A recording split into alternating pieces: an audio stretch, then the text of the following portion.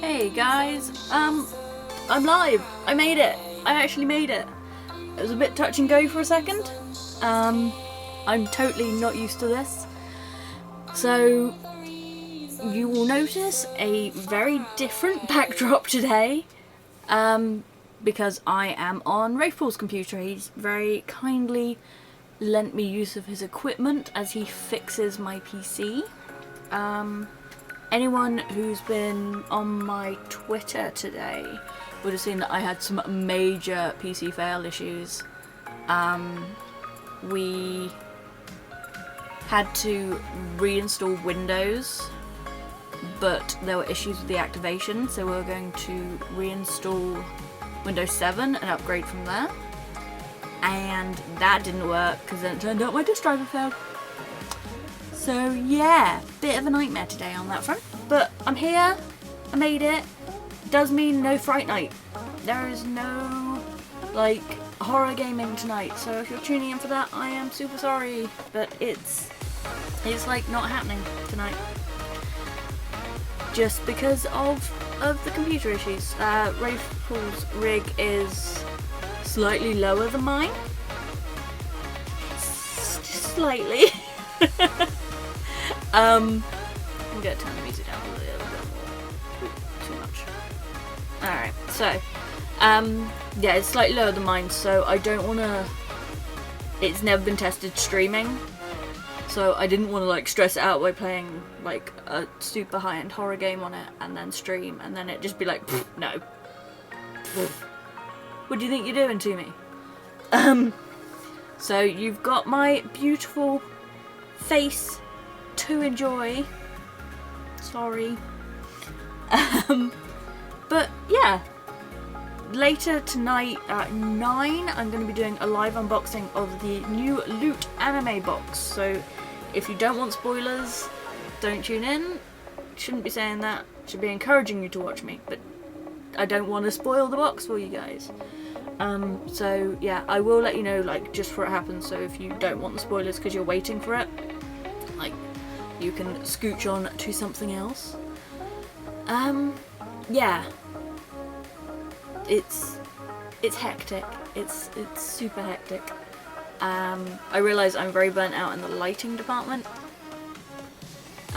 Because all the shading is on the other side for the light, because it's normally for my side, and you will probably hear Rafe Paul scooching around in the background as he fixes my PC. So yeah, I can't think much else. Oh, my usual like alerts and follows and stuff, they're really, I'm just holding a lip gloss. They're just basic alerts right now because everything was kind of on the other PC. So I've just done something like a little mock-up for now. I managed to get my overlays on here, but obviously I'm operating at little capacities for what I'm doing, so that sucks. But you know, at least I got on. I got here. I managed to tune in to you guys. I managed to make it.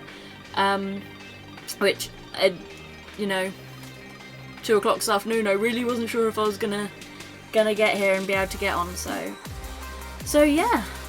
What we're gonna be doing up until the unboxing is just going through some of my old photography work. I'm going to be doing some editing of it.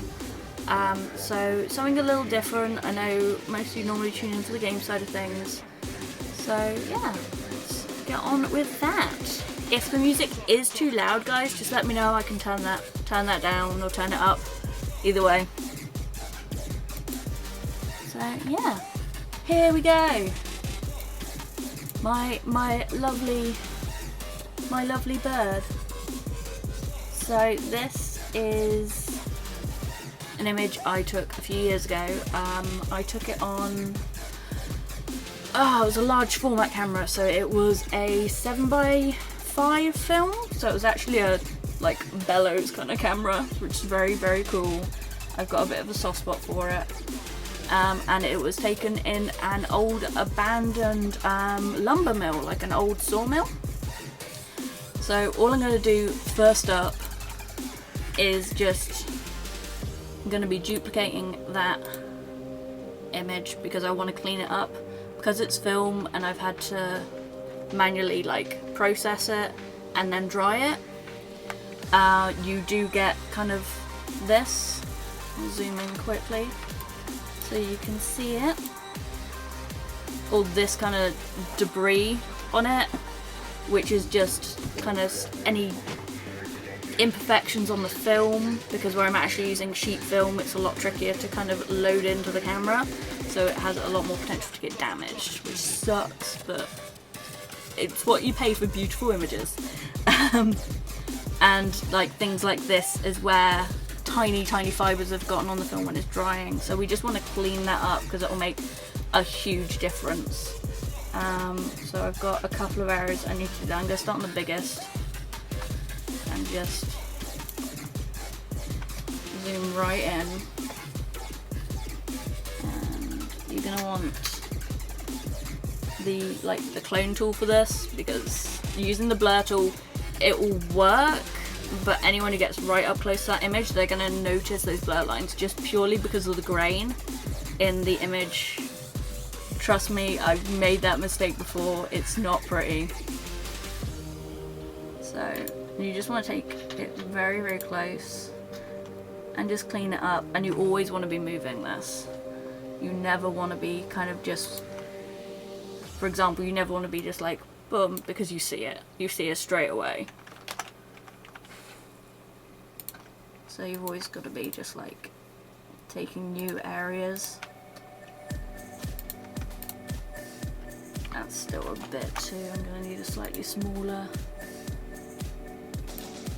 upper hardness and slightly smaller brush as well, just because of the space we're working on.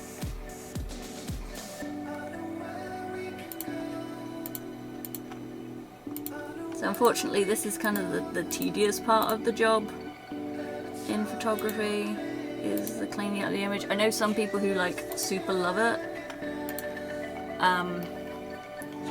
Like, I don't mind it, but it's not my favourite part. Alright, I want to focus on this bit.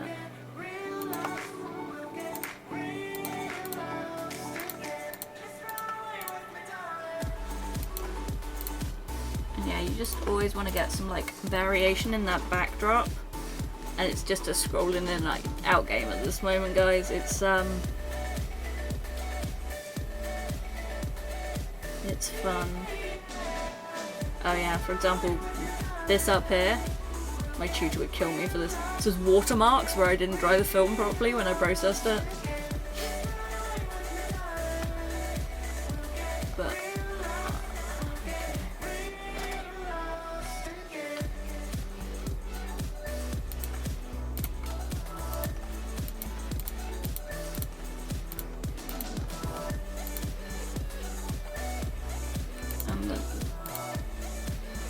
the reason you're kind of clicking all around and getting bits from every angle is because you want to make the grain look as natural and as seamless as possible when you're touching up.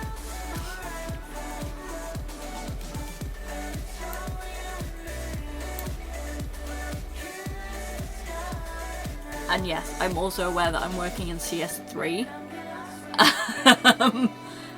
Just because, you know, I want to be like keeping it old school, but that's totally not the reason. It's just because we haven't gotten Photoshop 7 yet. Just be totally honest, we just haven't gotten it yet. I've done like the trials and stuff, and I love it, but it's I mean, there's plenty of free ones that I've seen out there.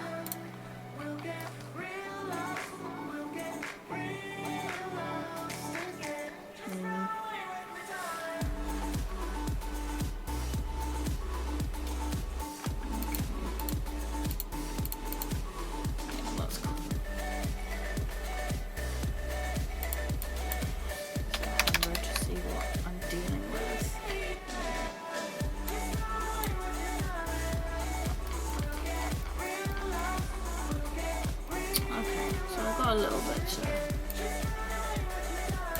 be messing with.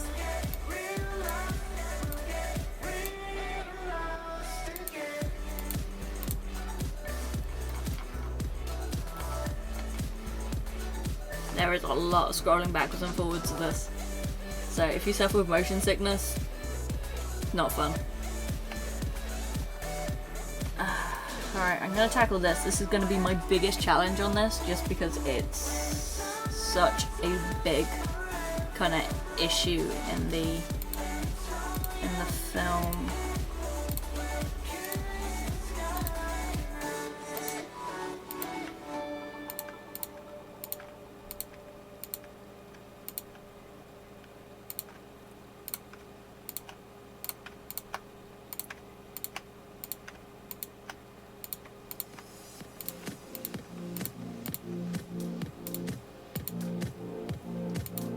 Hardness up a bit more on this, I think.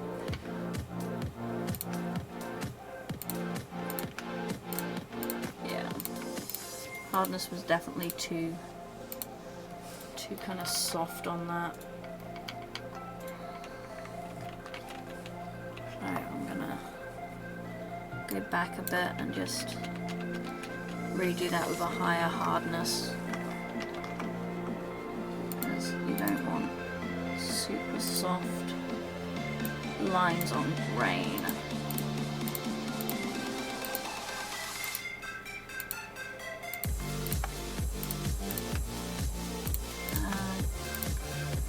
So yeah, it's one of those I never learn things. We're always taught, like, straight from the beginning, any kind of photography thing is like, look after your film if you're using analog cameras, because it's, without it you've got no image. And like, so many people just didn't, myself included, and you just end up with things like this, like the watermarks and the scratches, and then you end up making more work for yourself in the long run, which is never good. But you don't think about that when you're doing it. You're just like, oh, I just want this done. I'm fed up of all these chemicals.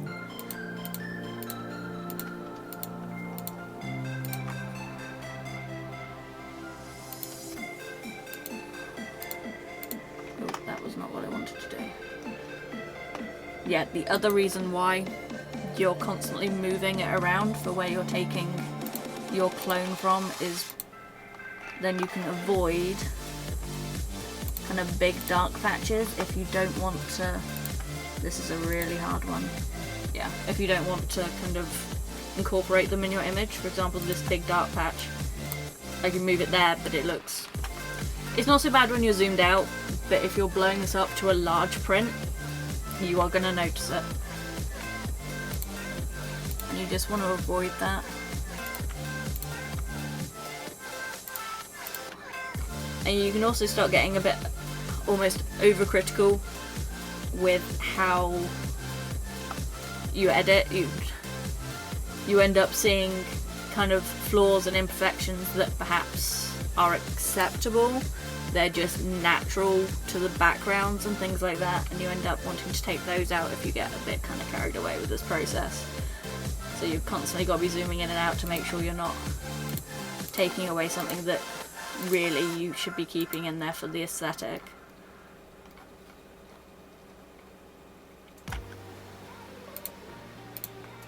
So this has ended up being a bit quicker than I thought it would, but we haven't moved on to like kind of the odd bits of dust and things yet, which is, when you've got a solid line, is a bit of a nightmare.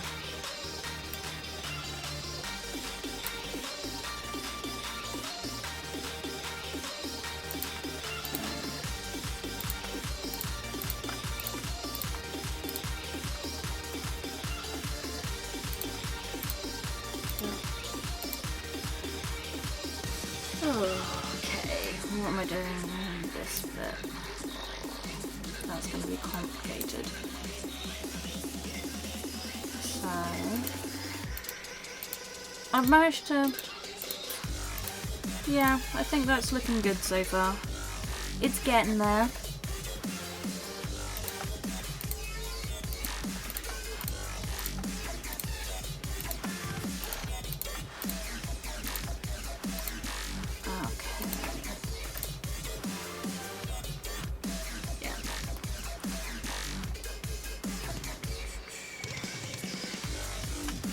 So yeah, for example, like I was talking about it earlier, you've got this lovely kind of light bit here, which is a real highlight and kind of draws the eye.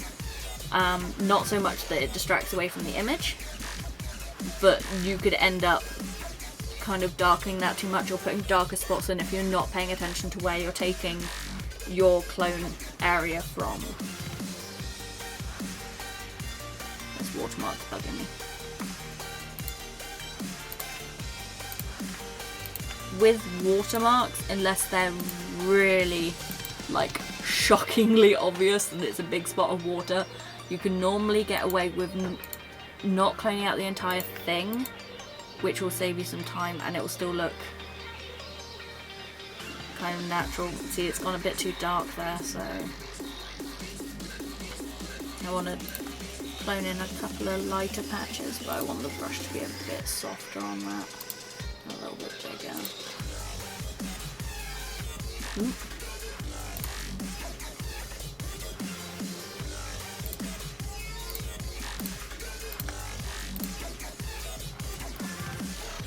There we go, that's a bit better. Still a little bit dark at the bottom, I think.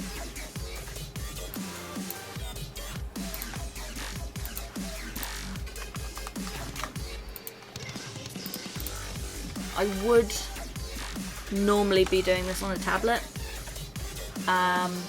Not so much cleaning up, especially later. Things I'll be doing later, like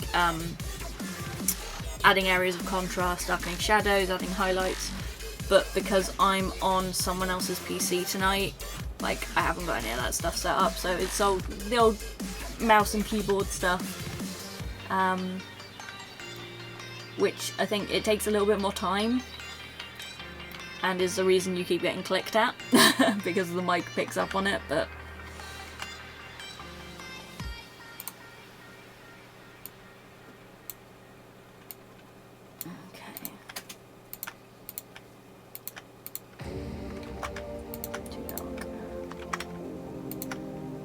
a lot of this is just with how you want your grade to look. It's trial and error, taking bits from different places.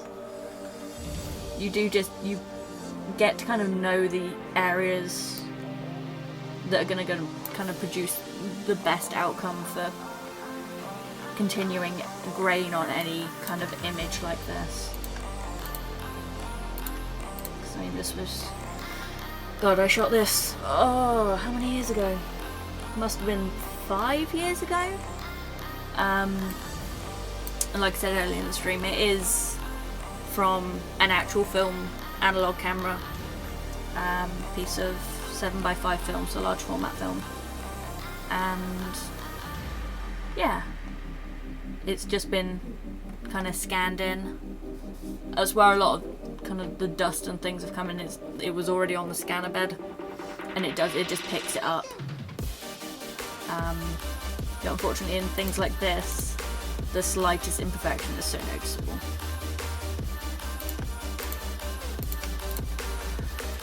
But yeah, I use these for a project, and it was mortifying because the project actually got thrown away a day before it was due to be sent in, or to be critiqued, because it wasn't, they called it critiquing at my university, whereas essentially it's them judging you and your work, but critiquing sounds nicer, I guess. But yeah, I thought, okay, well, I'll get, I'll be prepared for once. I'll get it all printed up and I'll put it on the wall where it needs to be displayed. And the cleaner came along, and one of them during the night had come down, and so she thought they all had to go in the bin, so she picked them all up and took them off the wall and incinerated them. So I came into university the next day and was just like, what? Where's my artwork? What the hell? And I thought my tutor had been playing a joke on me, so I went up to kind of confront him because I had an argument with him earlier in the week, and so I thought it was him like, oh, I'm going to teach you a lesson, and it totally wasn't. And I was like mortified. I spent the entire critique just in the hallway in tears. Because this project had taken me like 2 months to shoot and yeah, about 2 months to shoot and a couple of weeks to kind of print it and stuff. So I was just like, oh god. But it all worked out in the end. They gave me an extra week to get all my printing redone, which is stressful, but you know, I knew, like, it's kind of drilled into you to write everything you do down. So I kind of knew what settings I needed for the enlarger, because this was all darkroom printing that I was doing. I only scanned them for kind of my own personal records. So this is not playing today. Okay.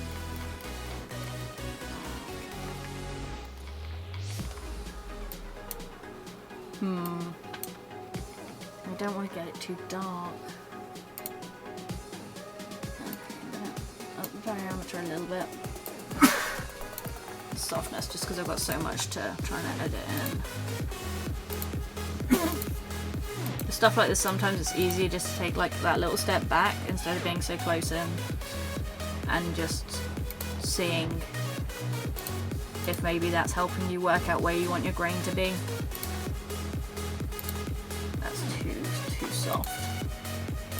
I need, okay. Yeah, that's better.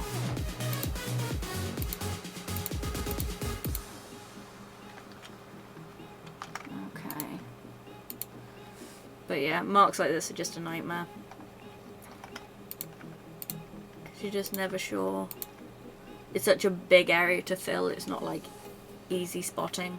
This with a paintbrush would have been horrible, because that's how I filled in all of these with the analog ones, is you have to spot the very tiny paintbrush and ink, and trying to match that is a nightmare, because you can't do it that it's just like, oh, I'll just paint it in, because it's then just a big black blob instead of a big white blob.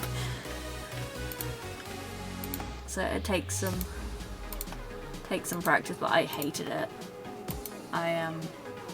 It's one thing I really kind of disliked about if my prints didn't look, or my film didn't look how I needed it to look.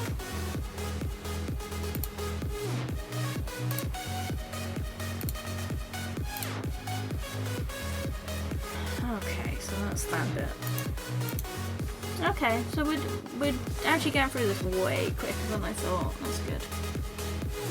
Need to keep an eye on the time so I can do the unboxing.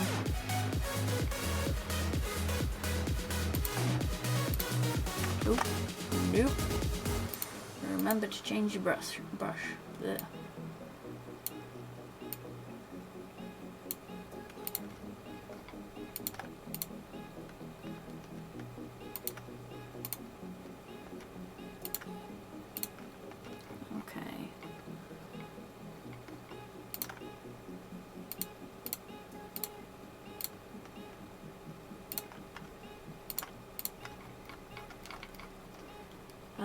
This technique doesn't just work on like anything with a high grain.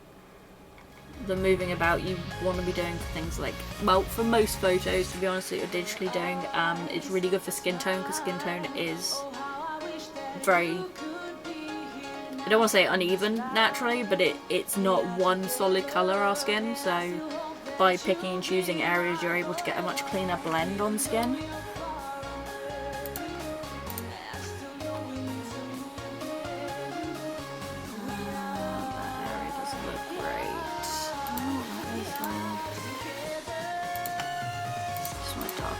So it blends a bit better.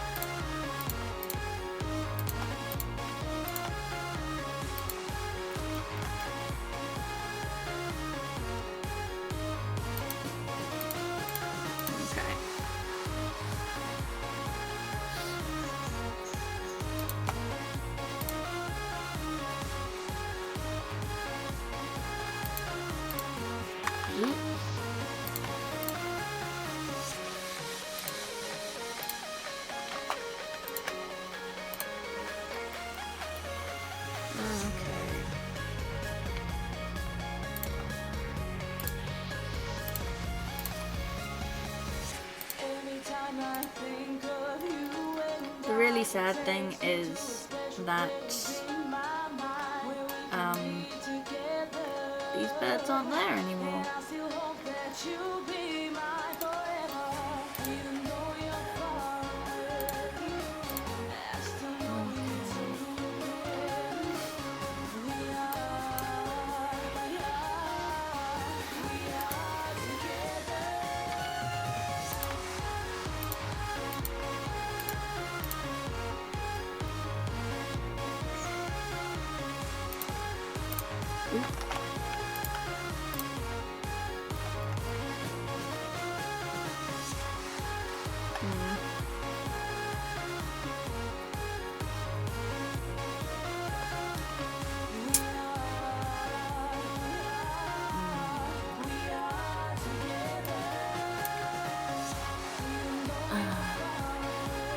Yeah, so for example,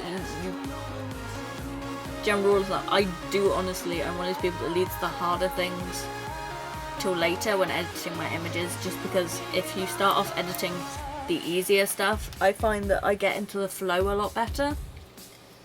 Otherwise, if you start off with the hard stuff, you're going to frustrate yourself straight away. You're going to like end up just going, no, I need a break, I need to kind of get away from this a lot sooner, and then you've actually done less work. Although, if you'd started with the easier stuff, you tend to get stuff done before you get to that frustrated stage. Ooh, I like this tune.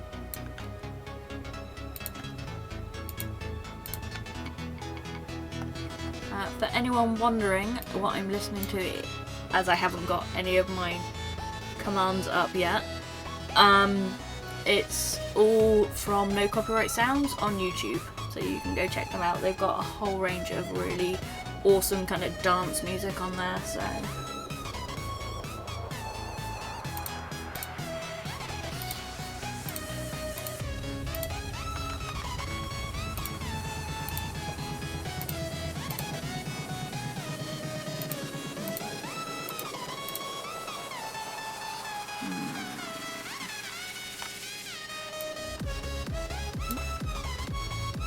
Okay, no, that doesn't look too dark, that's fine.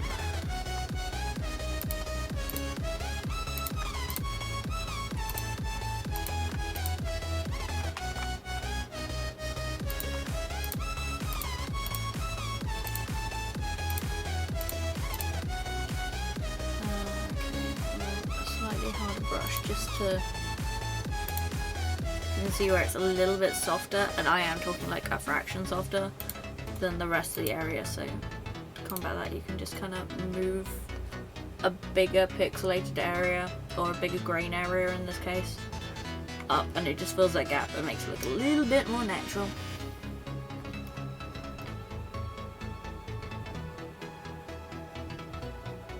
Okay, well, it's definitely looking better.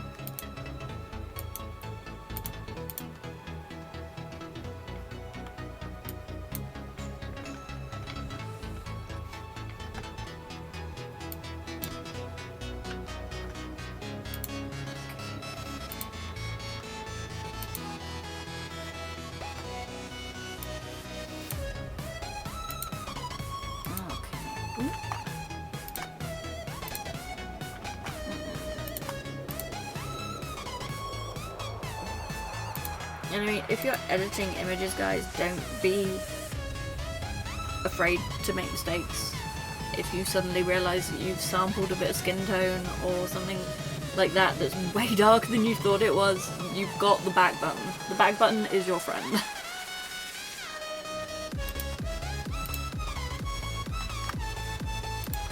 So that's one of the things that I love about photography, is you can just, or any kind of creative works, is the experimentation side.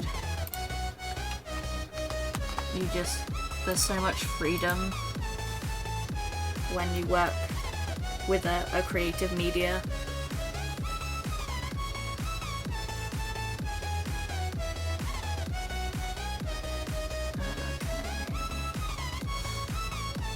This is very much about to relate back to what I was on about earlier, with that you will see areas that look fine, and you will just want to kind of over spot them, I suppose would be the correct term. For example, I don't have to technically clean these up, but they will be noticeable if I blow it to 100%. I'm not even sure how big 100% on this image would be, actually.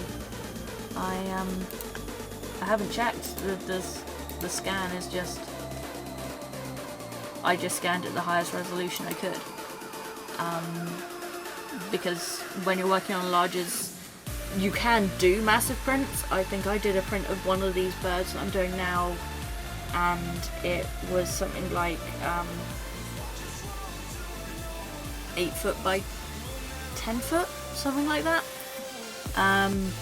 But it takes a lot to kind of move the enlarge around. You've got to point it at a wall and hang things, and it's a big old piece of photographic paper. So I only ever did one. So I know that these would print up to that if I wanted them to, which is why I'm being so kind of picky with this, with how I'm doing my grain and things, because I don't want to one day turn around and go, oh, I really want to print that at like a massive size for an exhibition, and then be like, oh, but I can't because I did a shoddy job spot cleaning it. So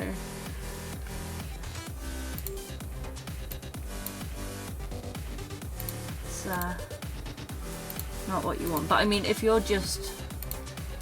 was just using this for like simple web use, these minor imperfections that I'm getting rid of here, they wouldn't really be that much of an issue, because if you zoom out, you barely notice them.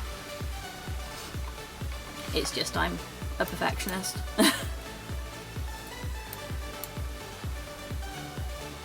And I don't like things like that in my work. I mean, I definitely wouldn't, if I was doing it analog, I definitely wouldn't have like touched all this up manually, just because there wouldn't have been much need.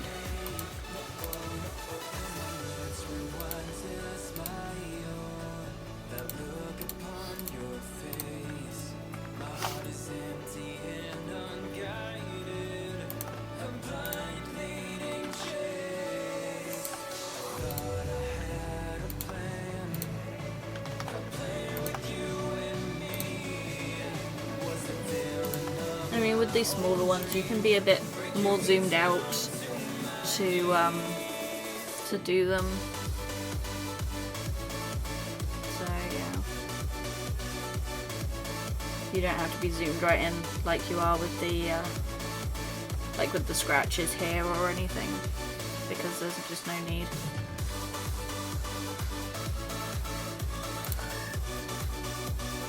I mean, if you really want to, you can, I suppose, but I just find it a little bit tedious being that zoomed in. I mean, it's not very interesting just looking at a bunch of grain on the screen, so. Of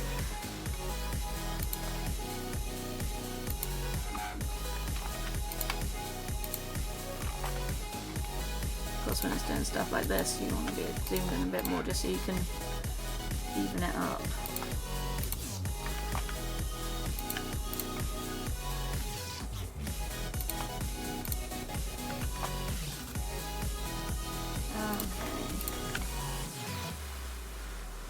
Some up there. Never become a perfectionist, guys. It will drive you insane.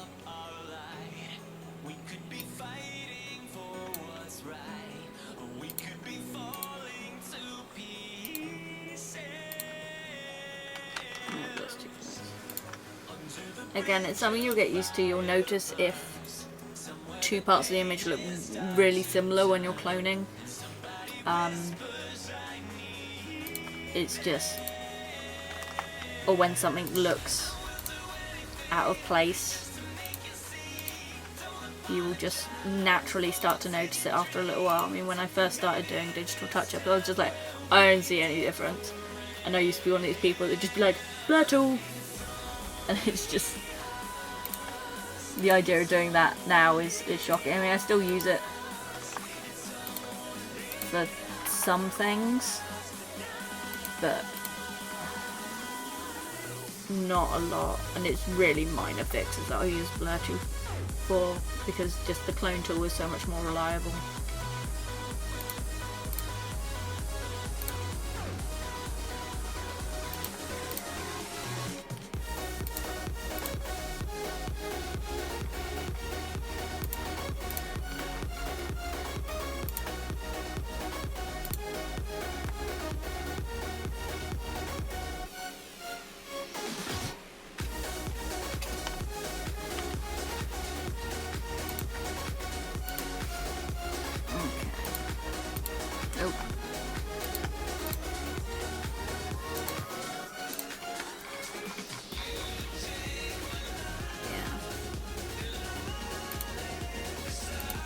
And you can see some minor differences, but like I said, it's one of those, it's not a huge difference for the amount of work that I'm putting into it, but this is definitely one of those images that if I ever had another exhibition, I'd want it to be displayed, so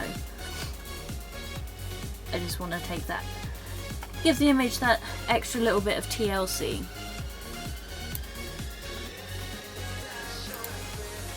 I'm sure my old lecturers would be so proud. Or would be mocking me viciously. One of the two.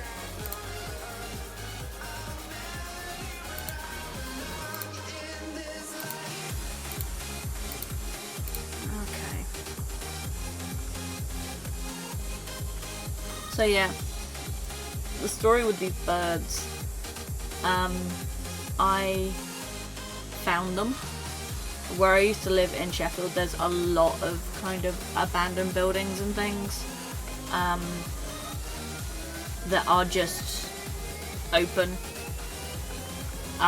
so you can just kind of see in them, and I wanted to do something a bit different. I've got a bit of a passion for analog photography. I know it's a very niche thing now, unless you're kind of in the art photography scene. It's not exactly commercially used anymore, but I would go one step further, and I love old cameras. Like, I love the big old large format cameras with the bellows that come out like this, and I've got a real soft spot for that kind of camera, and so having the opportunity to kind of use one, I just couldn't pass it up. And so I just thought, well, why not? I'm not going to get many chances to use, you know, a good, proper, large format camera. The film isn't that cheap for it, so... And I knew about this building that was behind one of the... Oh, there we go. Okay. So, I'm not sure what happened. OBS just kinda went a bit haywire on me. So, I apologise if you got booted from my stream. But, there we go, we're back. So yeah, sorry about that, guys. I don't know what happened. It wasn't having it. Wasn't having it. So it's a couple of, like minutes until I do the Loot Crate Anime Crate unboxing. So I suppose ooh, that was not what I wanted to do. I suppose I better get ready for that.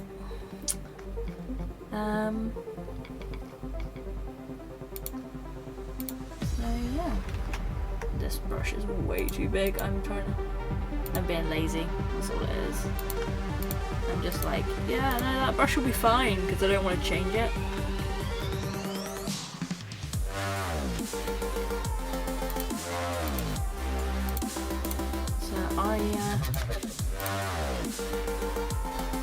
Yeah, I will quickly save this.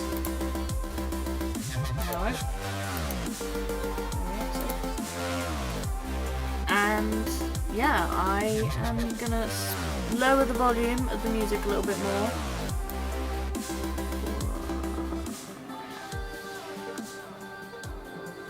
So about that, and go into the big window. Hello! You get to see my glorious face. I apologise. And I will put my hand out so my lovely assistant can pass me my loot anime. My lovely assistant being Rafe Paul, who is still working hard at fixing my poor PC. And hopefully getting somewhere with it, I don't know. So yeah, is it... Oh, we got a couple of minutes. I'll just waffle at you for a few minutes. Again, sorry.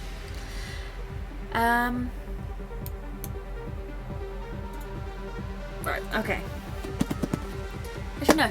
I can introduce it, at least. So, this is Loot Anime. Woo!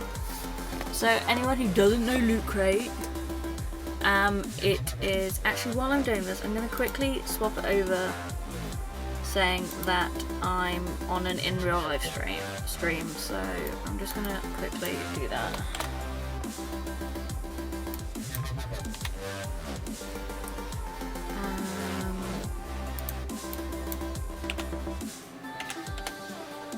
Okay, so that's done. People might have a better like finding me now. So yeah, Loot Anime. Anyone who doesn't know what like Loot Anime is or what Loot Crate is, it's a monthly subscription box. That they do a bit of everything now. They started off with just like one box, which was just like, oh, it's Loot Crate. But they do Loot Anime, they do Loot Gaming, they do Loot Wearables, where you can like have a sock subscription box, which is kind of cool. I've subscribed to a couple of their crates before. I've done the normal one. We've done the anime one before, but I've only just resubscribed to this. And I've done the wearables, which if you've followed me on Instagram at all, you'll see me wearing it a whole lot. It's easily one of my most comfortable hoodies that I got from one of the Loot Wearables box, which is a D&D one, which was, you know, hella cool because I love D&D. I'm trying to think what other boxes were. I mean, we've been on and off Loot Crate subscriber for a little while, but I subscribed to 3 months of Loot Anime.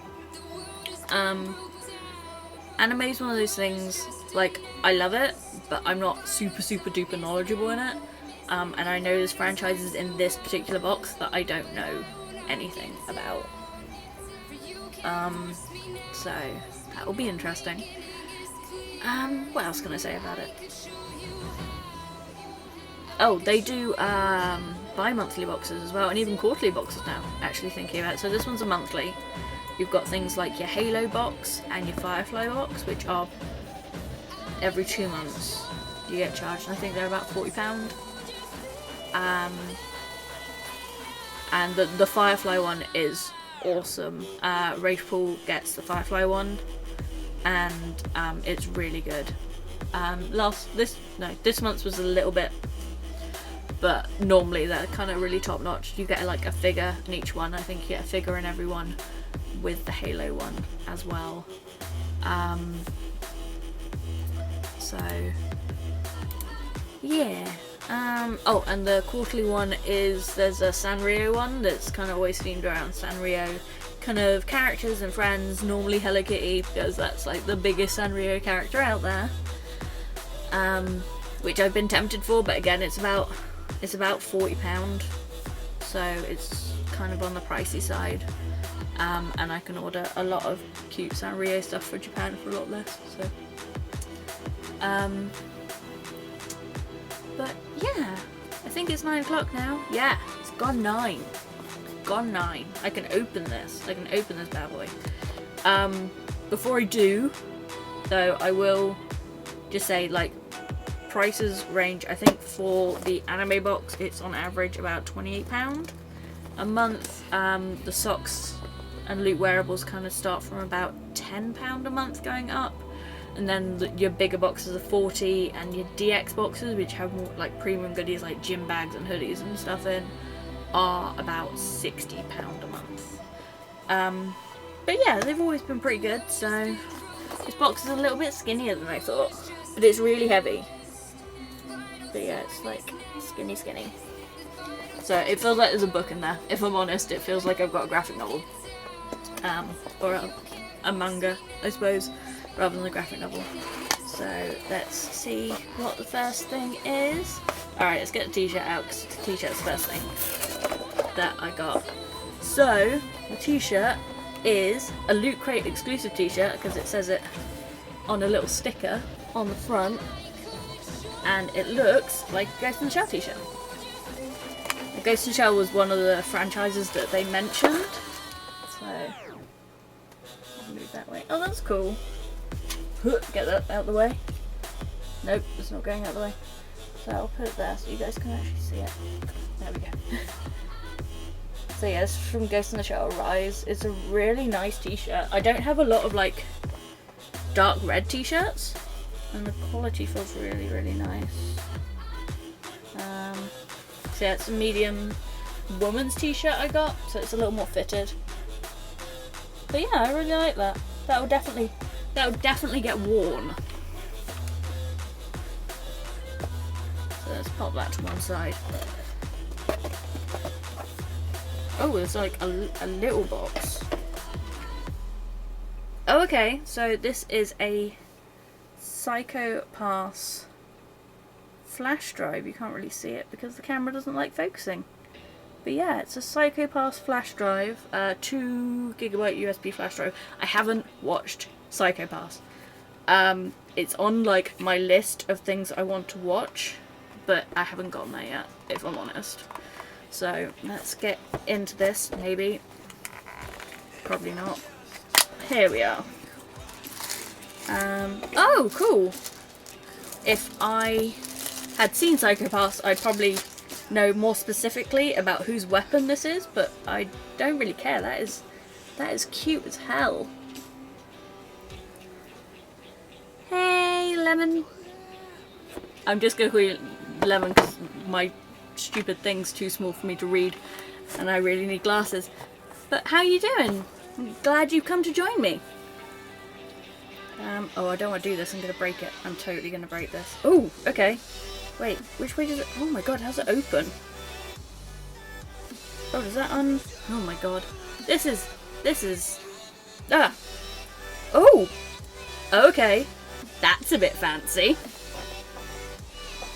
That's super... It's really heavy and like really, really substantial. Look at that. That's so cool. And like you're not gonna be able to try and get it so you can see the detail on it. It's not, it's just wanting to focus on my face as always. But yeah, it just like closes up and then clips in. It like I'm making a hash job of this.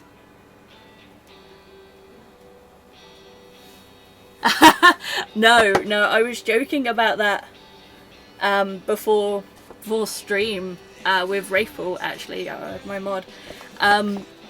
This is Wraithpool's side of the room. Hey everyone! And so all the Mikus behind me are actually Wraithpools. I just happen to really be into blue hair, so that's where it came from, and it was freshly, the dye was like freshly topped up yesterday, so it got lucky. But yeah, so Psycho Pass, that's cool, I love that. And that just makes me want to watch it even more. Okay, what else? What else?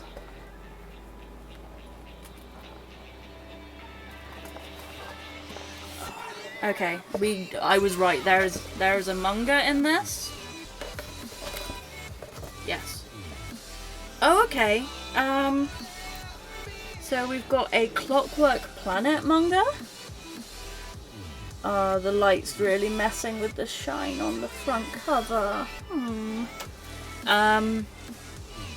So it tells me on the front, because I don't know a lot about Clockwork Planet, that it's from the creator of No Game No Life. So that it's going to be pretty good then.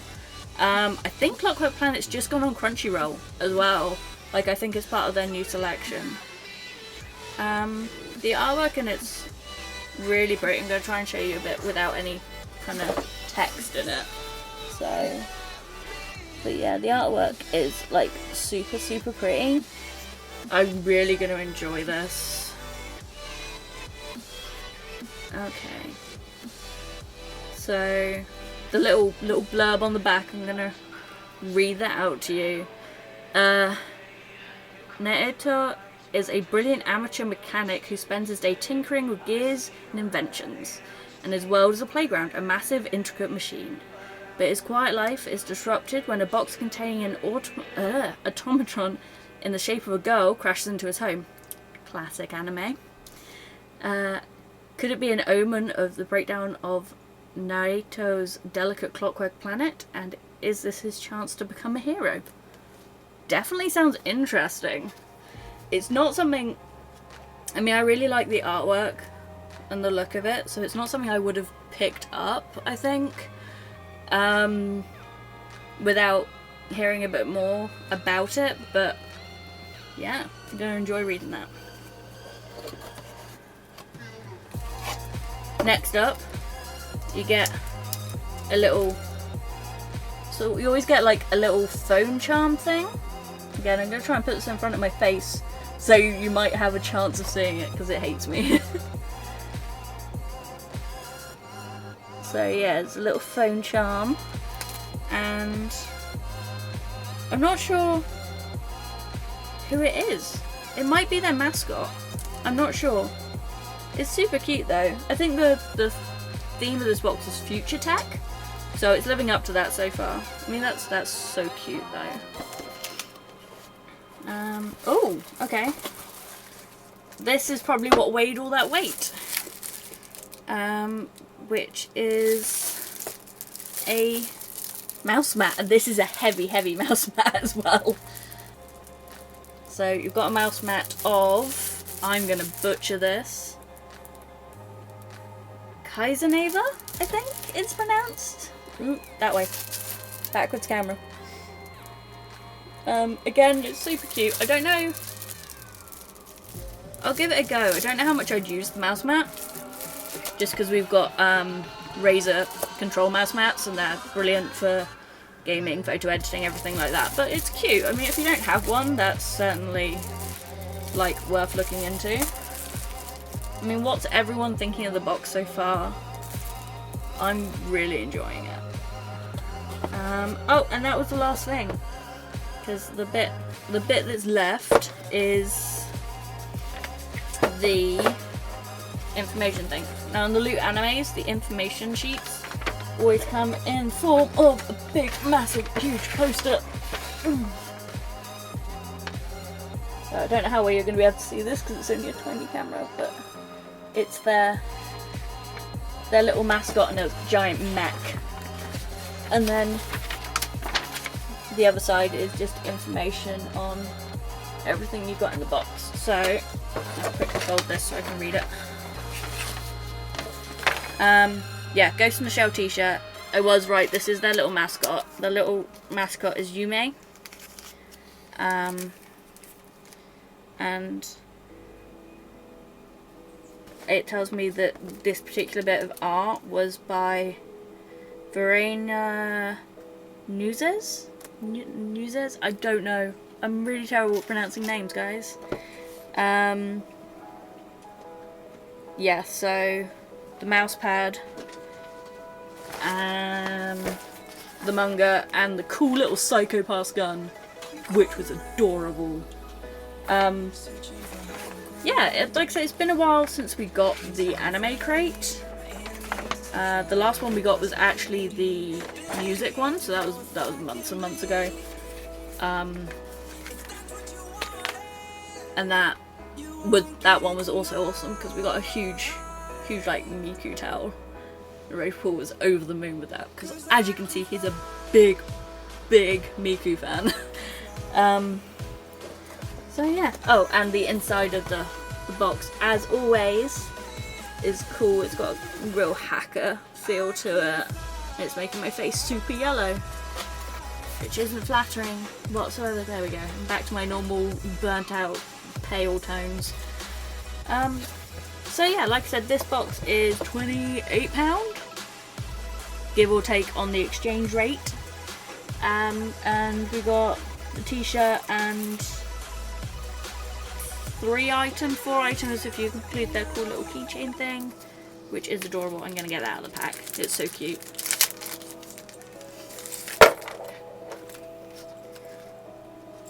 Ooh, I'm gonna get out of the pack if I can. Cool. Yeah, so like, she's so cute. Focus camera, come on. It hates me, this camera, I swear. Just hates me. Yeah, it hates me. Hang on.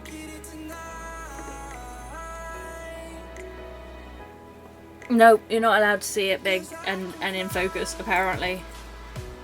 But it is super cute. So yeah, I think the best item is definitely this, the little flash drive. It's really cool. I just love the whole, it's an interactive little flash drive.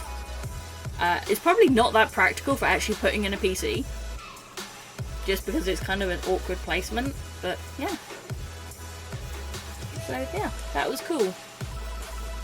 Not bad, not bad. It's made my day a little brighter opening it after the train wreck at the start, so. But yeah, lots of packaging left over. I can't see me using this, if I'm totally honest. And I can't see Wraithful using it either.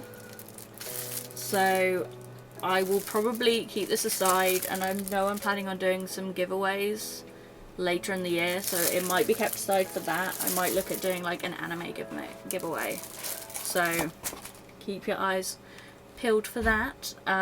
I will, as always, let everyone know what I'm going to be doing on like Twitter and stuff. So if there's going to be a giveaway, it'll probably be announced on there. And just on the stream. So, you know, if you want to keep track of everything that's going on, then hit that follow button, because that's the best way to know. But yeah, so thank you for joining me for the Loot anime unboxing. It was pretty awesome. And the size was very deceiving. There was a lot more in there than I thought. To be honest, I thought they'd only fit like a t-shirt in there, but pleasantly surprised. Very much so. So I'm gonna... Ow! I'm gonna destroy Wraithful's PC with my knee. That hurt. Wraithful's laughing at me. I don't know why, considering it's his PC I just need, but it's fine. Absolutely fine. But yeah, so I'm going to get back to photo editing. If you want to join me, you know, and hang for a bit, then I'm happy to have you here, guys. I'm just going to quickly change my thing again, so everyone will know where I am. Okay.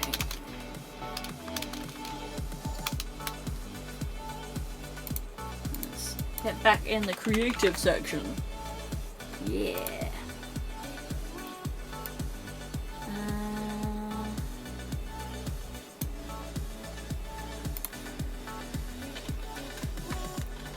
Okay. Boom. There we go. All changed. People know where to find me now. So I'm going to get back to this.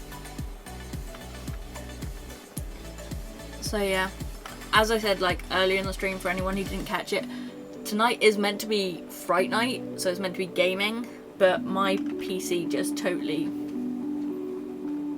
didn't want to play. So Wraithful is in the process of fixing it, as well as modding. So, you know, thank you. And because I'm on his PC, I'm having to take it a bit slower because I've got no save games or anything on here. So I figured I'd do some creative work with you. So yeah, normally I'm gaming and streaming that, and only doing kind of creative streams on like my chill streams on Saturday, but needs must, guys. And to be honest, I'm quite enjoying it. It's nice to get back into my photography work and kind of doing that. So if you have just joined us from kind of literally just from the unboxing, then what I'm doing is editing one of the images I took on a large format camera, so it's a film image, and I'm just cleaning it up at the moment so I can print it nice and large. So yeah, this was taken on a piece of 7x5 inch film on a really nice kind of old bellows turn of the era style camera, and the original artwork when I printed it was analog. It was all printed in the darkroom. This is a scan of the film, and you know, it's one of those things. I did it like 4 or 5 years ago, and I finally got around to actually editing it. It's something I've been meaning to do for a while, but we've been doing a lot of things like moving, and you just don't get the time to sit down and edit when you move. So yeah. So at the moment I'm just trying to clear it up. It's a bit trickier because it is a film, like an analog picture, so you've got a lot more imperfections that you wouldn't normally get in digital. You haven't so much got to clear up noise, but I've got to clear up like around the grain of the film itself, because this was taken super early in the morning in an abandoned sawmill, like a saw factory. I think it was taken about 6 in the morning, in like the dead of winter. I know when I went to shoot these there was a lot of snow everywhere where I was. The super sad thing is this factory isn't there anymore. They knocked it down to make a car park, which sucks so hard because it was a really interesting place. It was full of like the old machinery that had been left there, and like a load of old furniture downstairs, and like I love places like that, places that just feel like everything just stopped and you're just getting that moment in time. Is so much like photography when you walk into those places, is you're just getting that, like that snapshot, that 1 second that could be any point.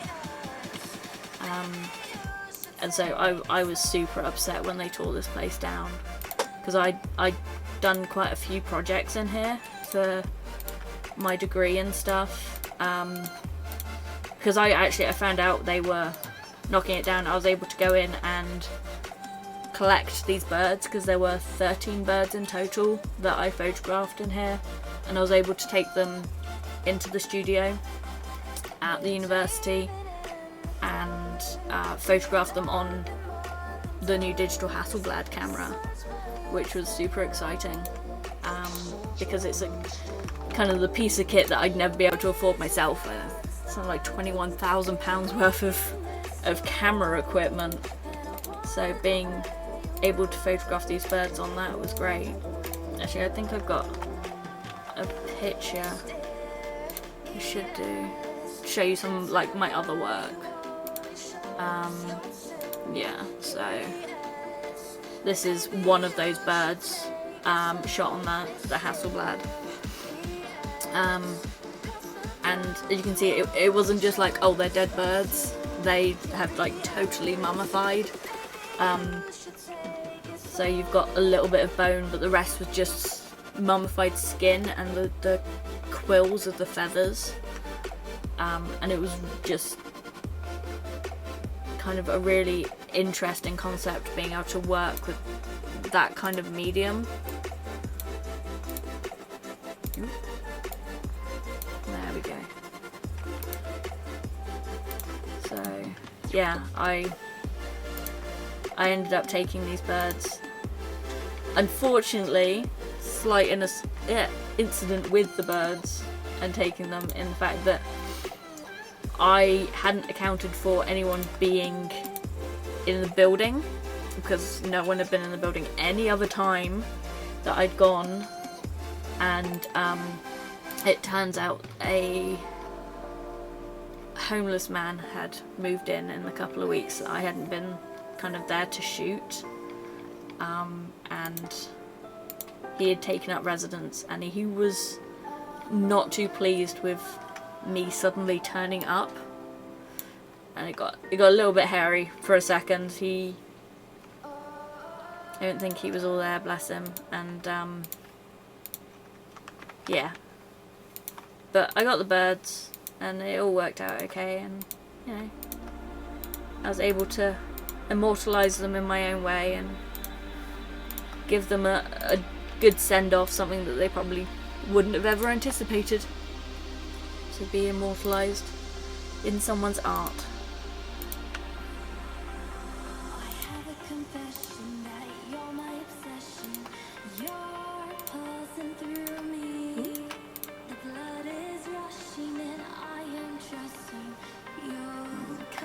sort out these scratches, that's because they're gonna be awkward, I think.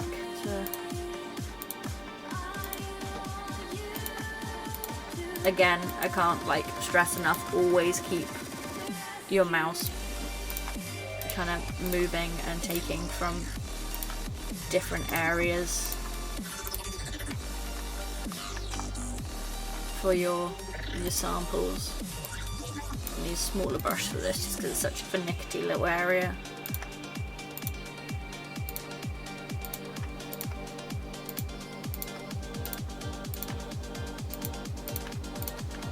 Ooh. No, you don't want to do that where you suddenly forget where you were editing. Okay.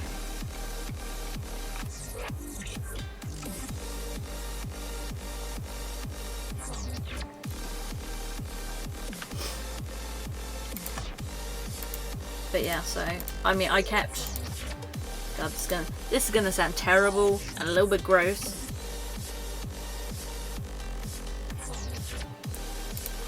But yeah, we kept these birds in the house for a little while, obviously in a box, protected and things like that. So,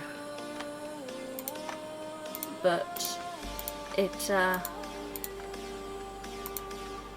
because the second project I did with these birds went on for so long. Hey Apollo, how you doing? That we had to, like, I had to keep taking them back into university to shoot with them. It got to the point people just wouldn't come in the studio when I had the birds on me. I had to put like a note on the door. But it was worth it. I mean, the work that I managed to produce, like, I was so proud of it in the end, so.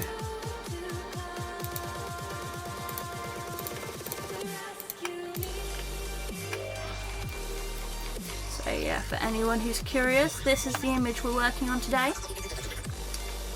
And it's just it's a large format image taken on a analog large format camera, so the film was 5:7, and this is a high quality scan of that image.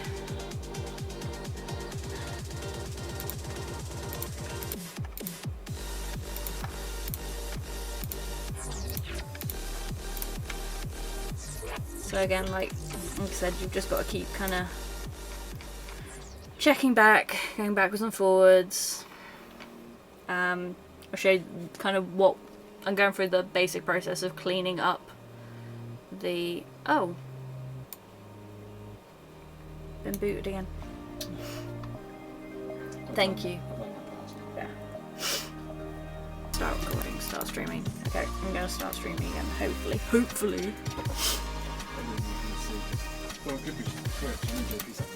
Yeah, true.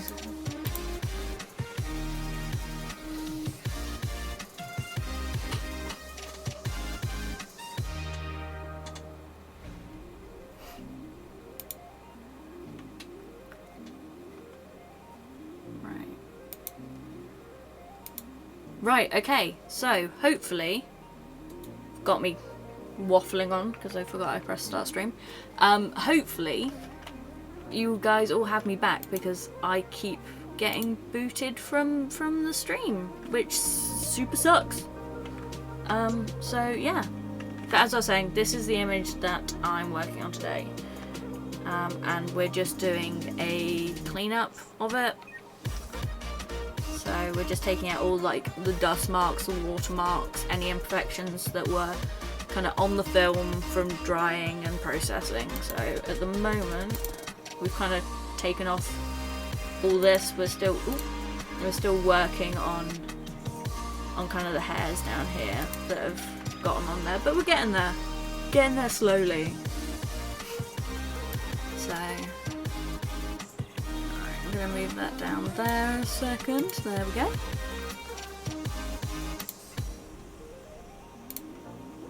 So, yeah, there we go.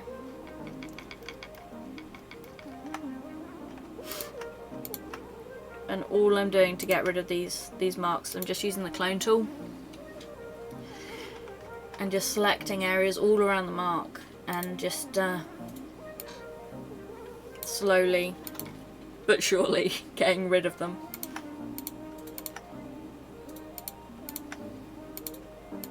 So yeah.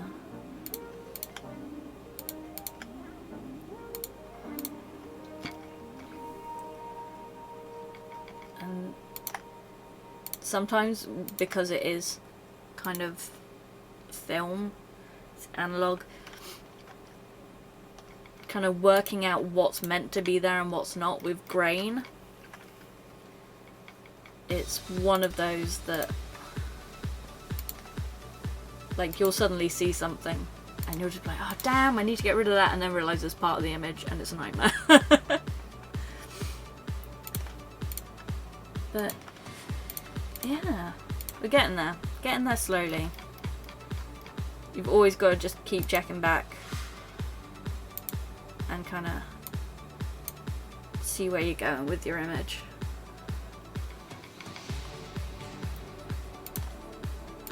But I mean, how's everyone in chat doing tonight?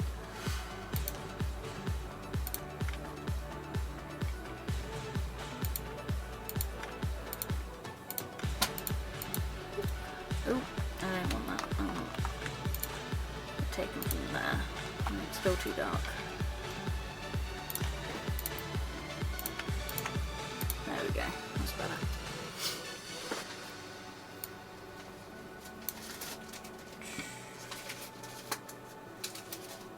So, I mean, we've probably gotten on to the hardest part in the spot cleaning kind of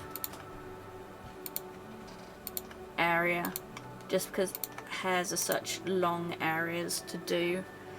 And I'll quickly show you the reason why I say you've got to constantly be taking little bits from everywhere, because if I just do this,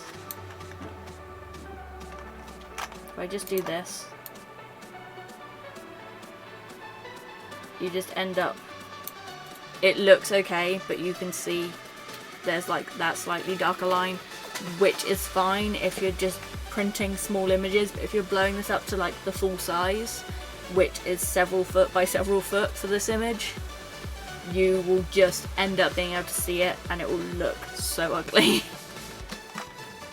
So it's time consuming, but it's definitely like worth it.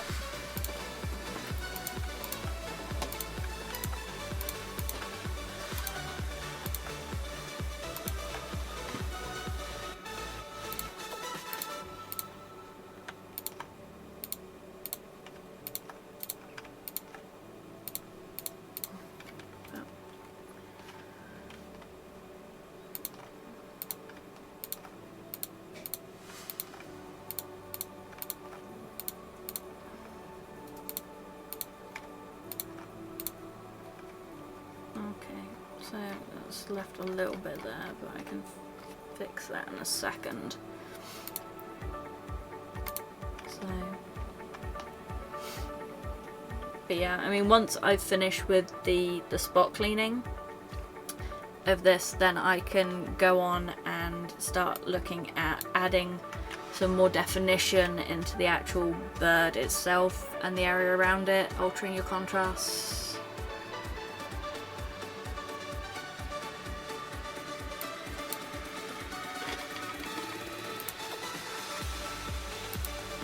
Because you really want to make your images pop. You really want to make it kind of stand out.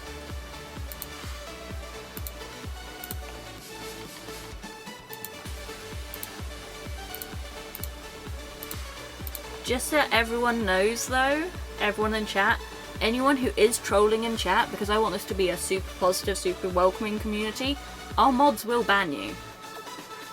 So, yeah. You have been warned.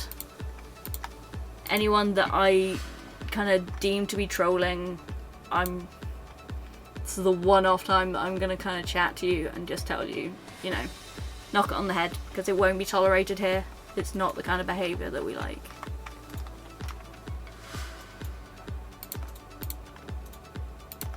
So I'm going to need a slightly higher percentage brush, just because this is a super fiddly bit.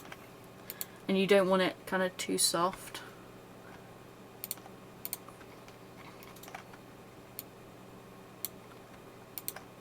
I didn't get that bit earlier. That's going to bug me.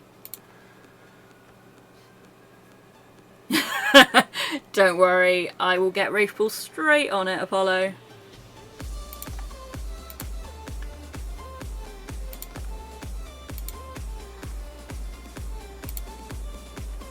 He's they've had their warning, so can't say fairer than that. Everyone gets a warning, and then if they keep it up.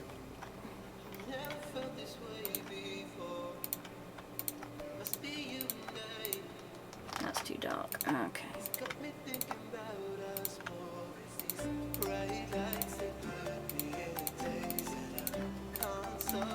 Okay, so let's zoom out and see how that's done. Oh, that's much better. Yeah, that's loads better. Alright, so 2 seconds, guys.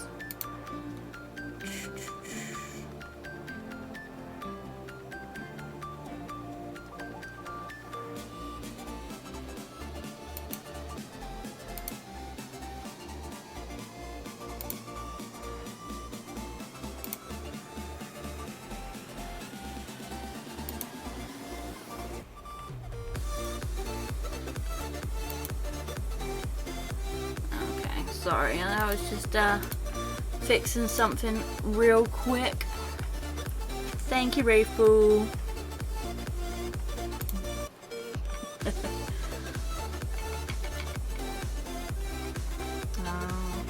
Wraith Pool's such a sweetie. He's trying to make sure that my PC's back up and running for tomorrow morning, so I can kind of focus on doing that, because then I can get my new camera set up and I can be using my mic and everything, and I won't be so kind of burnt out from the lighting. But then he's trying to mod at the same time, bless him. He's such a sweetheart.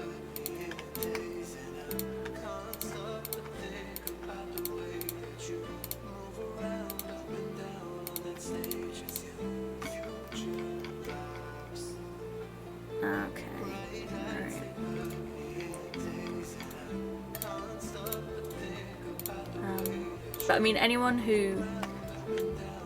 This isn't kind of the only photography work I do. I do have a bit of a passion for photographing the slightly more unusual, the slightly more bizarre. So, like, I like taking subjects that are considered taboo, like kind of death and things like that, and I don't know, turning them into something really beautiful and really aesthetic. So like I said, I've got this, I've got the Memento Mori project I did, which was with the same birds but from a very different perspective. That was all digital, it was high end.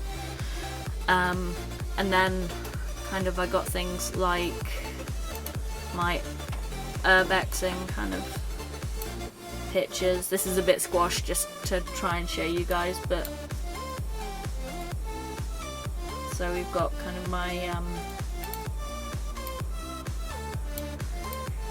images of abandoned buildings. Like I said, I've got a real fascination with abandoned buildings. I can't even tell you what it is about them. There's something really beautiful and really fascinating to me about abandoned buildings. And this was an old blast foundry up in Sheffield. And like all of these were reinforced like steel doors and things. There was loads of really interesting stuff to photograph around there. And then another example of my work would be, this was also from the same place. This has had a bit more work done to it. I've managed to get it a bit more kind of up together. I've added, instead of being plain black and white, I've added a little bit of a kind of sepia filter over the top, just to make it pop a bit, and it's a bit more kind of HD. So I've upped kind of the sharpness and the contrast in the image. And again, it's just little, like, snippets, I guess. of something that we've lost, and I just find that really, I don't know, really beautiful. So I'll get back to my page. There we go. I've done some more kind of traditional style work, like I've done my landscapes and things like that. I'm very lucky to live in such a beautiful part of the UK now, so while I can't kind of photograph as much abandoned stuff as I'd like, because there isn't as much here, the countryside and scenic things, I'm like perfect location. So I do photograph things like that, but this is kind of animals and stuff and people. I mean, I did a whole self-portrait comic for part of my degree, but this is where my passion is, I suppose. Hey Video Kid! Thank you for joining me tonight! How are you?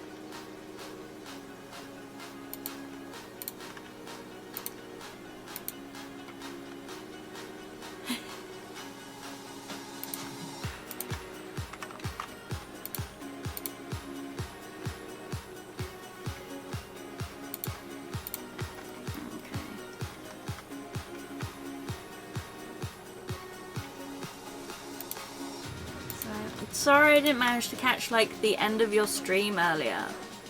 I was really, really gutted about that.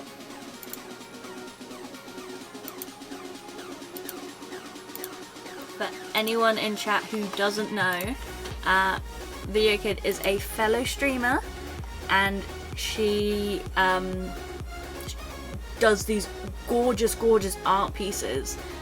She's working on a Vulpix Eevee stippling piece at the moment that is out of this world. Oh, you got into the Diablo then. I like it. I'm glad you took the advice.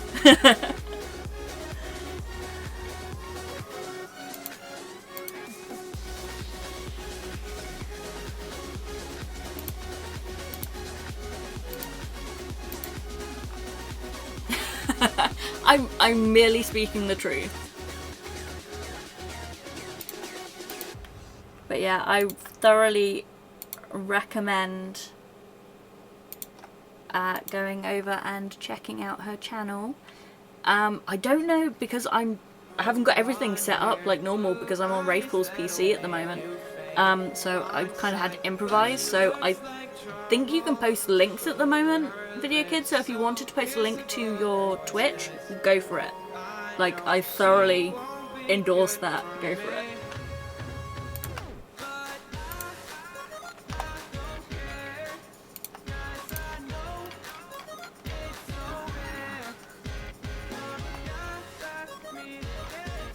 So you kind of joined me just at the end of the really boring part of the editing. With getting rid of the last of these stray hairs and stuff.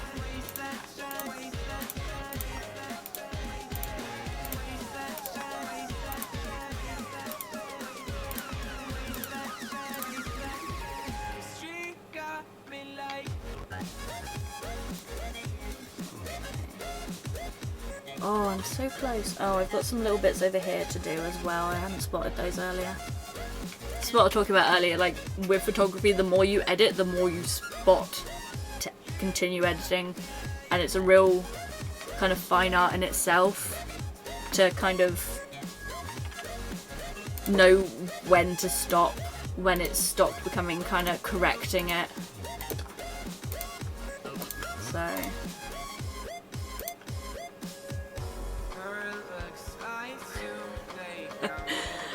that is very true. Art is never boring, but I know how tedious it can be to watch me click a load of pixels. So, but that's cool. Go lurk, go play, go kick some butt.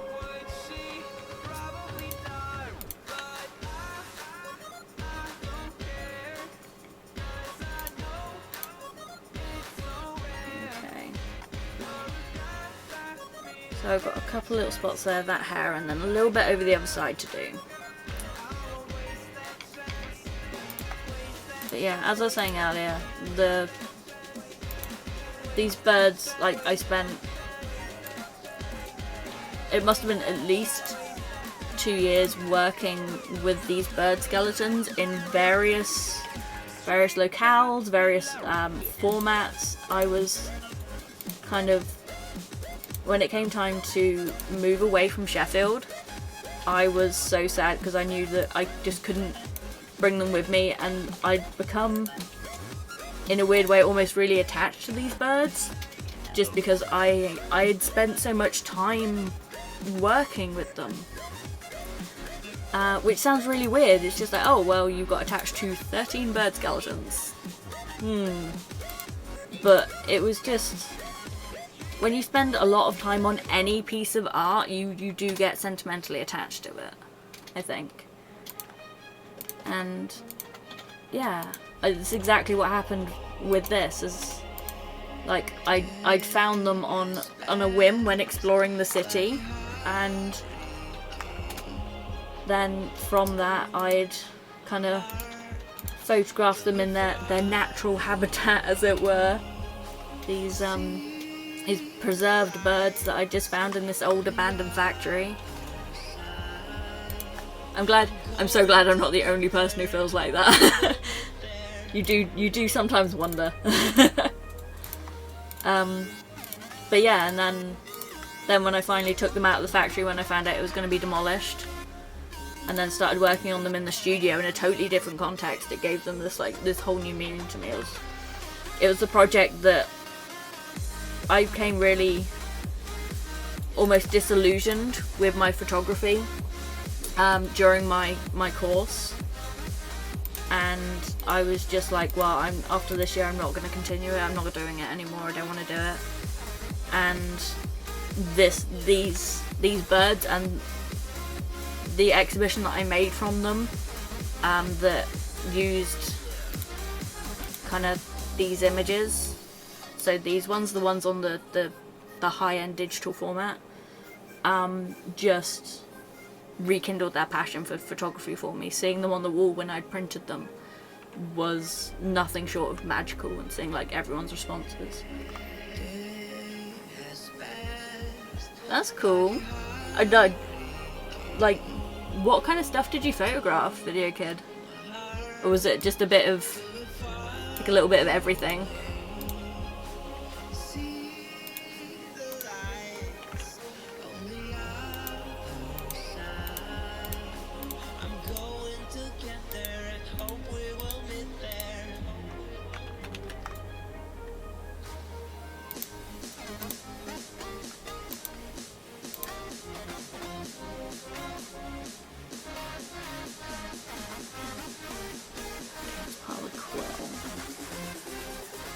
Oh, okay.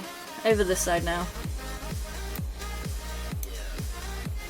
Yeah, I'd love to see it. I love seeing other kind of artists' work, especially artists who are who do all kinds of mediums. Because I think if you study, or if you predominantly do other mediums, it really influences how you photograph and the kind of things you photograph. So, I mean, I dabble a little bit in drawing and like comic art and things, but photography is definitely the main thing I do. I want to get better at the drawing side of stuff though. Like, I really want to practice, especially since kind of discovering your stream and like Devicat and stuff. Like, it's really encouraged me to just think, well, I'm gonna start like taking up my art again. So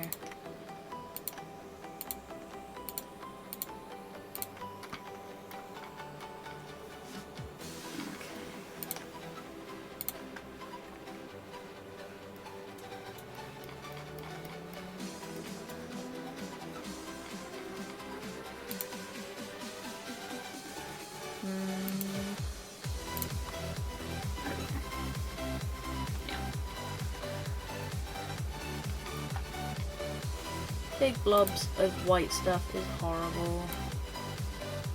I hate seeing white patches on my prints.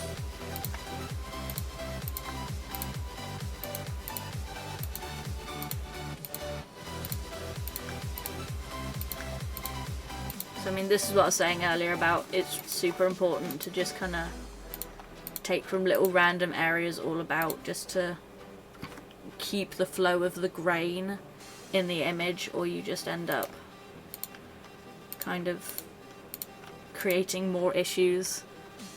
So instead of getting rid of that big white blob on your print, you end up with a big grey blob, and that's just as noticeable.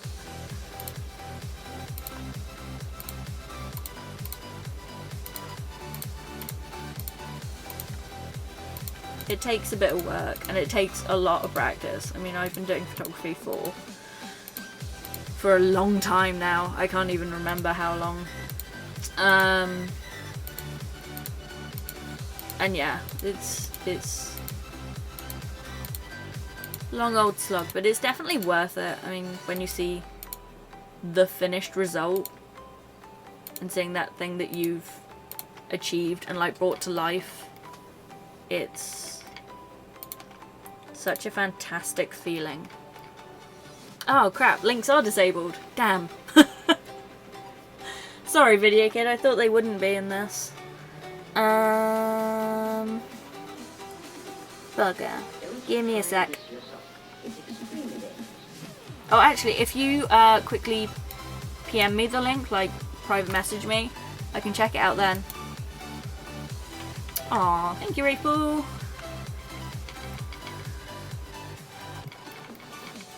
I mean, you can see kind of how close we're getting into this to actually do it. To edit it all away, you've got to get in like super close.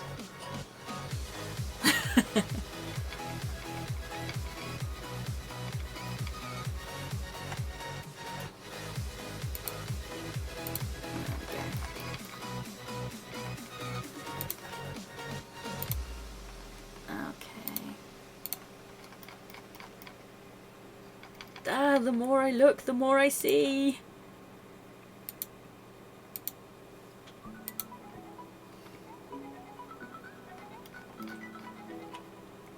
Artist curse, I swear. The more you look, the more things you see you want to correct.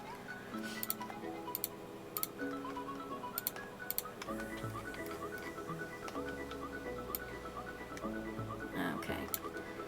That hair's one of the last things I think I've got to get rid of. I've got these little bits here.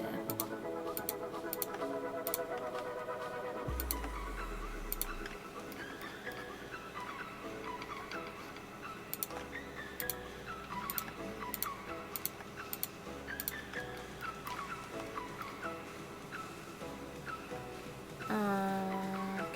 A couple of watermarks I need to get rid of.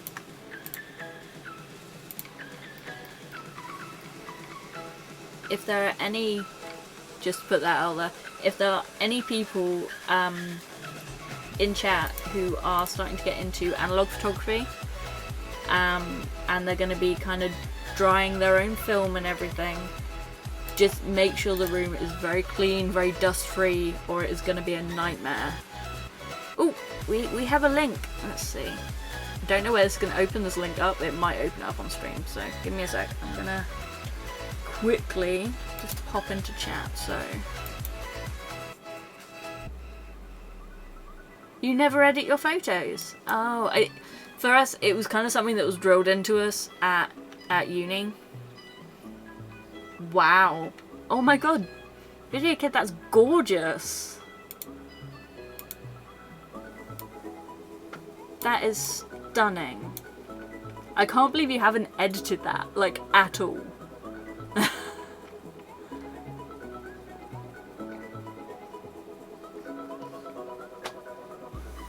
My lecturers would have loved you. Just put that straight out there. They would have absolutely loved you.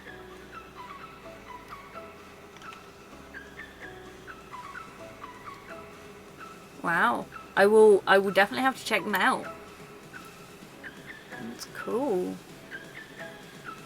Whereabouts was that taken? Was that here in England?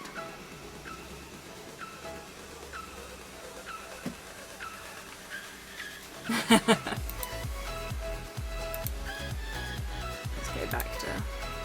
There we go.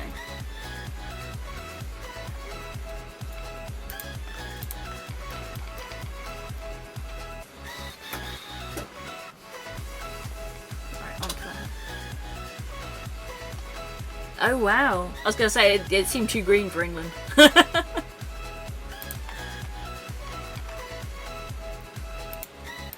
No, that's absolutely gorgeous.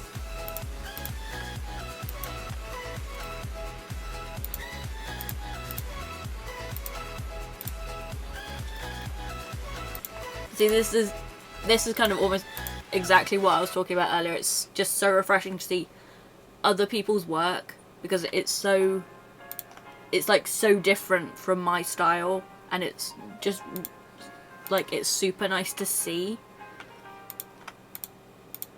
I think it's an important thing about anyone who does art is learning to appreciate the skills and talents of other artists, especially if it's a style that you don't do yourself, because that's how you learn and how you develop.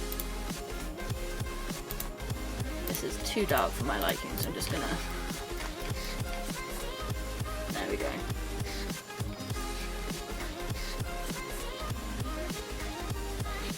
Wow, am I... Ooh. I don't want to say I'm done, because I'll spot something as soon as I say I'm finished cleaning this. Yeah, I've spotted something.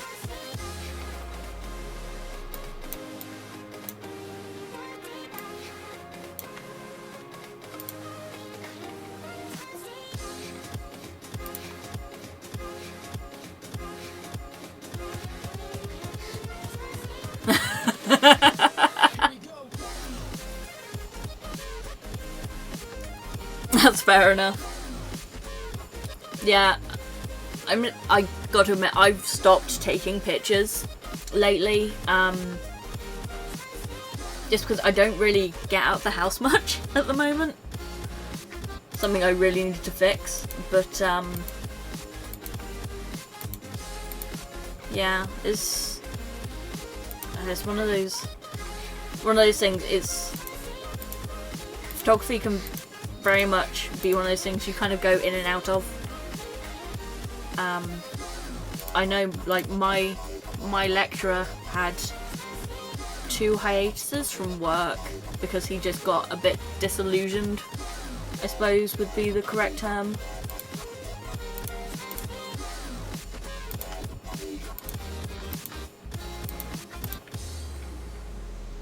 And you just end up, like, not picking up the camera. I was terrible for it between, like, terms at university, because I just literally spent my entire university life with a viewfinder pressed against my eye. Like, I was just like, I'm not doing it. I'm not doing anything over the summer. But it's cool that you're getting back into it, because, you know, it's nice. Photography is such a wonderful way to capture the world around you and just kind of hold memories, or, like with this project, remembering something that isn't there anymore.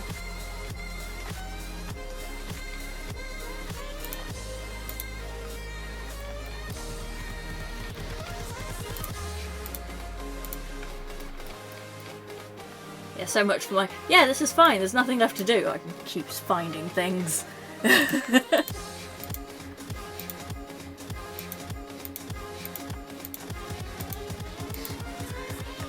don't like any of that, that's too blurry.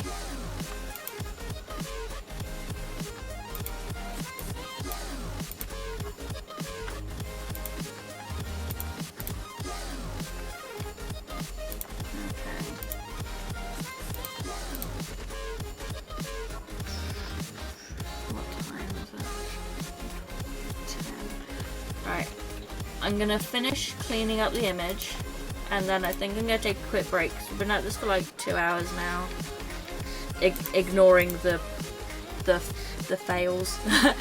No, I don't, Video Kid. I always thought that I would, but with where I live in, like, the UK, there's not a lot of scope for kind of my style.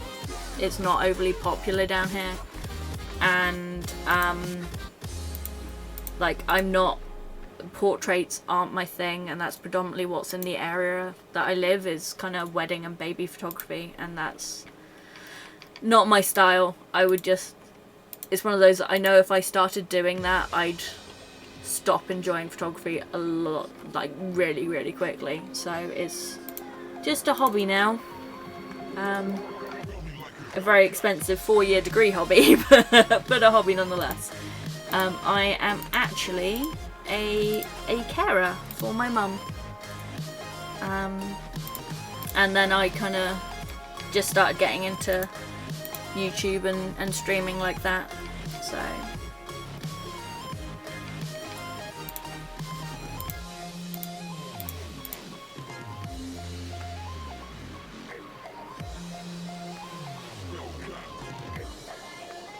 yeah, feeling pressured into doing something is the quickest way to kill your passion for it, I think. And yeah, it's nice. I really enjoy caring for my mum. Just because it helps her and it helps me a lot. I mean, anyone who goes on my YouTube or anything like that will see I've got like a segment called Depression Diaries, and that's just talking about my battle with mental illness, because I had a breakdown in December, and that's when I decided to kind of quit work, and I'm in like therapy for it and everything, and it's just a super honest little segment about what living with depression's like. But being able to care for my mum now means that I've always got someone with me, there's always someone to talk with and things like that. So yeah, I think depression is one of those things, it's a lot commoner than people are willing to admit. So yeah, like talking with my mum really helps, because I've got a super supportive network with like Rafe Pool with my parents and everything like that, for my depression.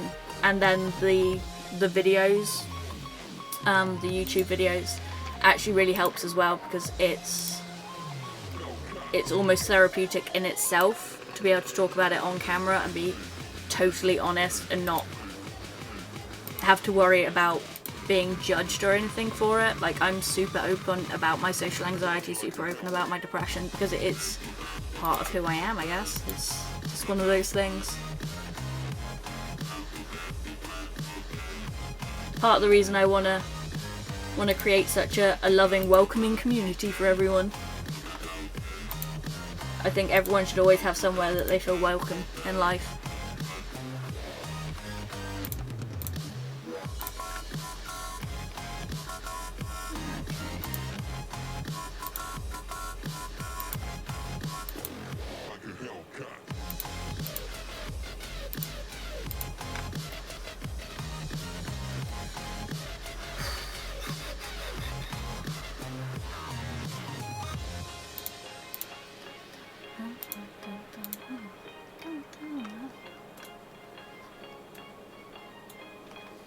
Every time, I swear, every time I zoom in and out, I find something. It's gonna drive me insane.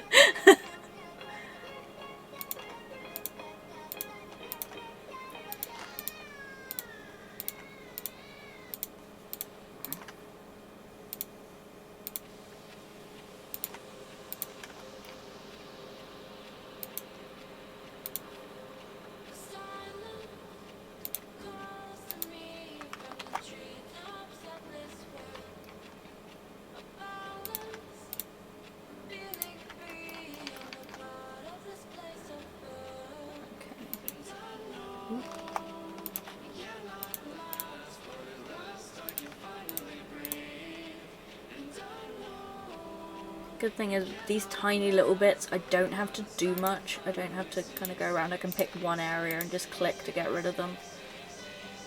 So little fixes like that are great. It's just when I've got the big bits to do.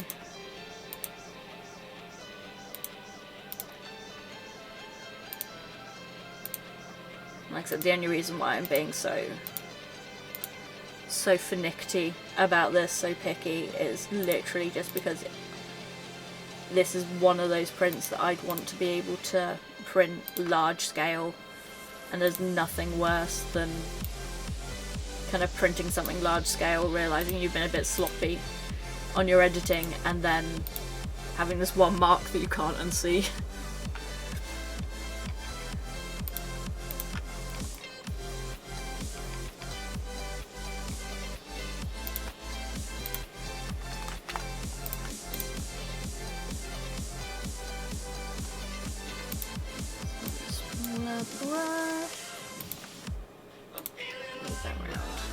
That looks better.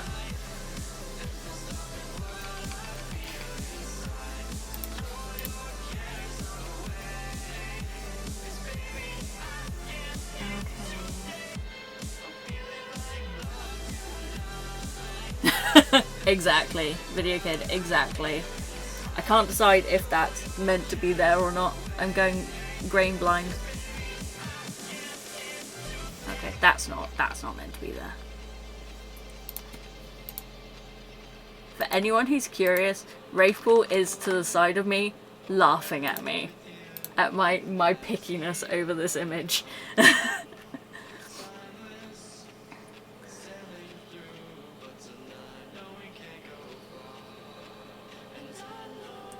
so that's 100%. So let's see. Yeah, I've got a little bit there.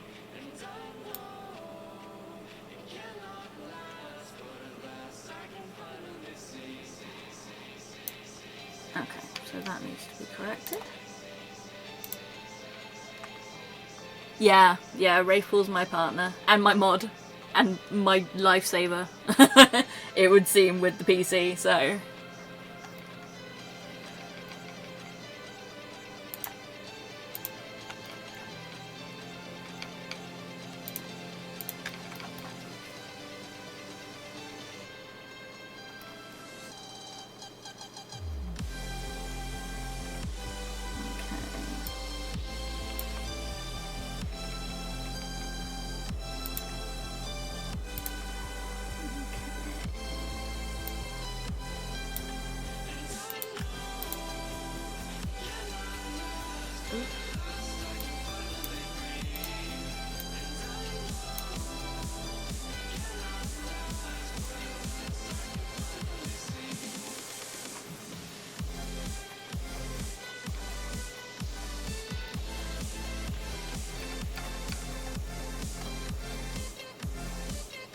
Trying to just see any last little bits that are super outy. I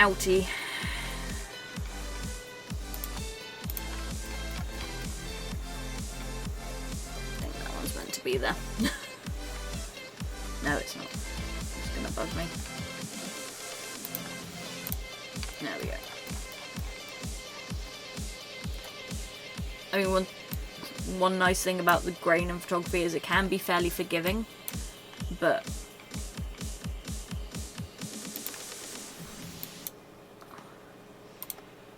I'm not particularly forgiving on myself when it comes to my photos, so like for me everything has to be just so, or it will bug me. I think a lot of people who do art are like that, so... Okay,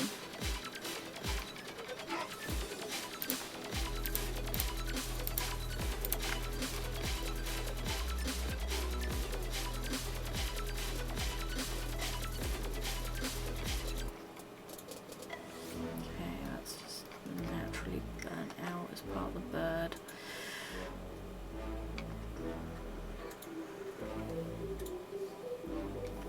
Okay, I think we're done. So let's see. No, I've just spotted another bit. God damn.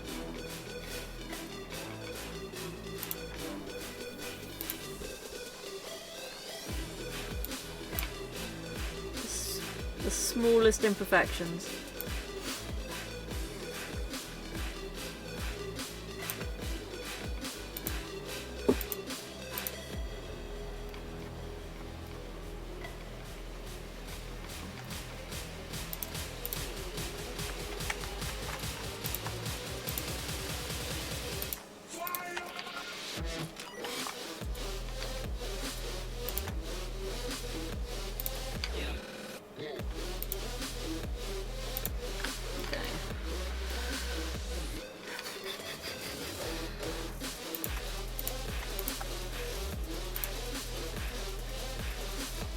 I'm surprised the cats aren't bugging us. Because normally, it's because I'm not sat on my normal seat. Normally, Gadget would be trying to hop on my lap. Oh no! Oh no! Are you suffering, video kid?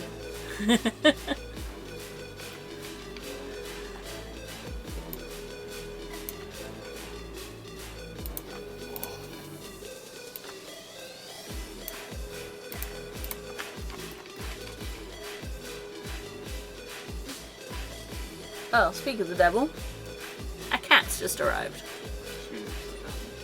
No. Well, she's not being noisy, so that's good.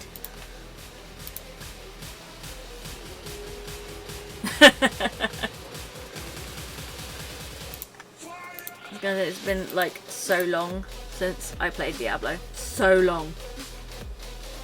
I really need to like get into it again, but let's just like a list the length of my arm of games I want to play at the moment, so okay.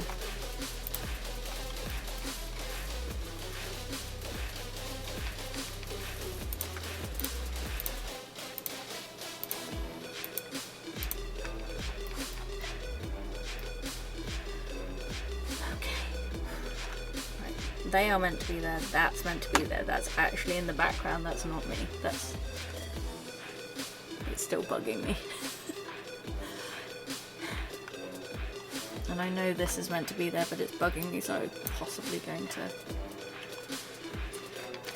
look at editing it.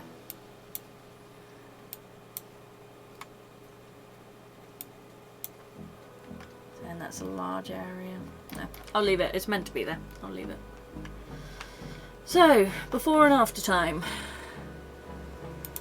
Right. And we've managed to clear up a good amount of damage that was on the film. So for 2 hours work, I'm like really happy with that. It's made a big difference.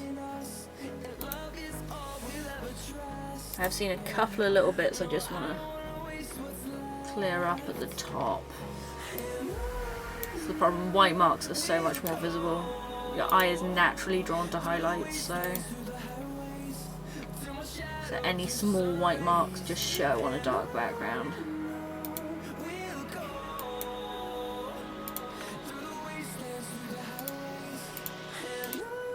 That's too dark.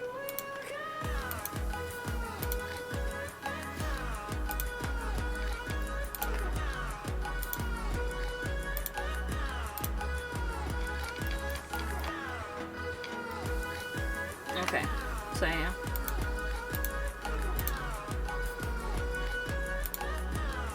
Yeah, I'm really happy with that. I'm really happy with how that's turned out on the editing side, so. Right, I think it's time for a break. I certainly need a top up on my drink, so yeah, everyone go grab drinks, go pee, go grab food, whatever you need to do, and it'll be a super short break, back in like 5 minutes, and I'll see you then.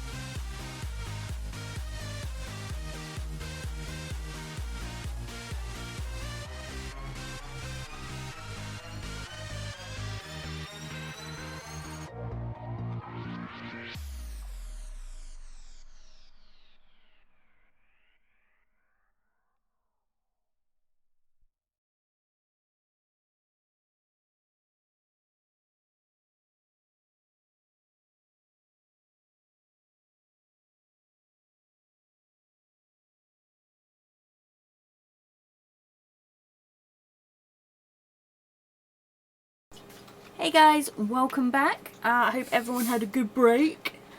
Yeah, let's get back to editing some photos. Oh, actually, before I do, for some really bizarre reason, my alerts aren't working, and I can't figure out why. So any follows, any hosts, anything like that, if you've done it and I've missed you, I'm super sorry. Like, no alerts came up. So I apologise. And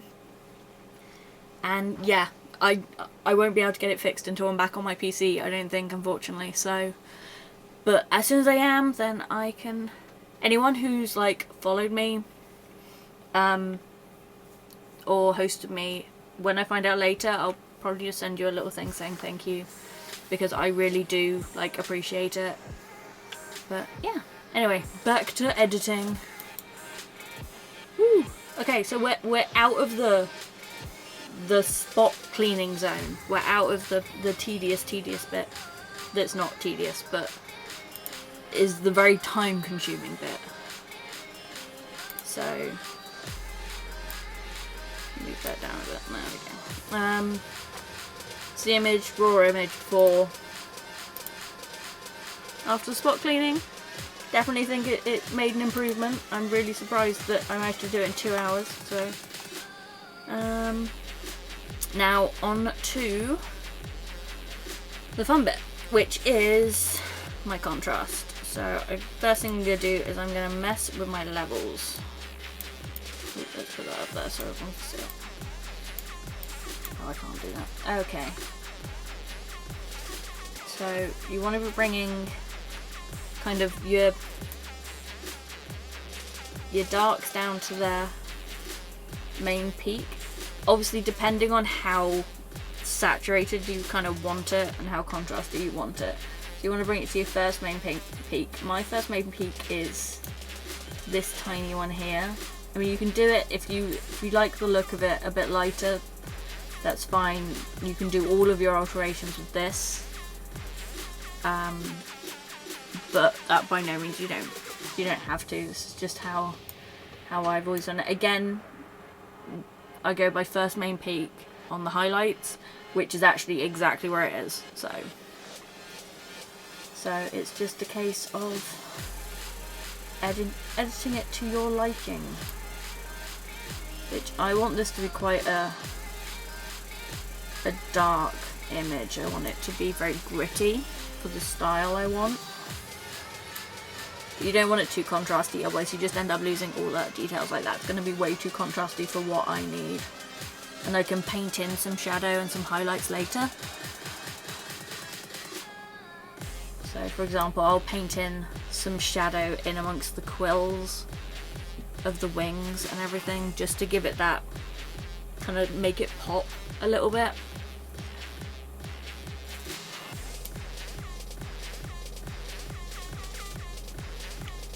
My old lecturer always said something that always used to say something that stuck with me, which is you want to make an image look good enough to run your tongue over.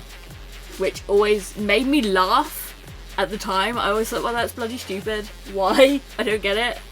But it's true. If you can get an image with that gorgeous kind of velvety feel, it gives your image a sensation of something tangible. And it's something that I really took on with my Memento Mori project, in the fact that when selecting paper, I went for a very velvety feeling paper for that exact reason.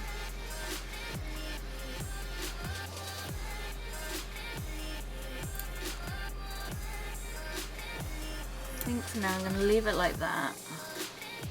I can come back and alter it later if I don't feel that it's right.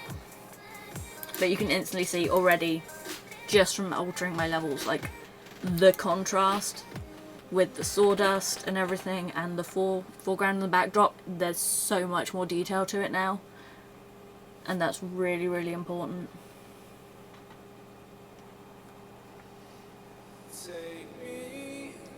So yeah, I mean, later I'm going to be painting in dark shadows in between all of these little quills, just to give it a bit more definition. But for now, we're still on the real basic editing process before we get into the juicy bits.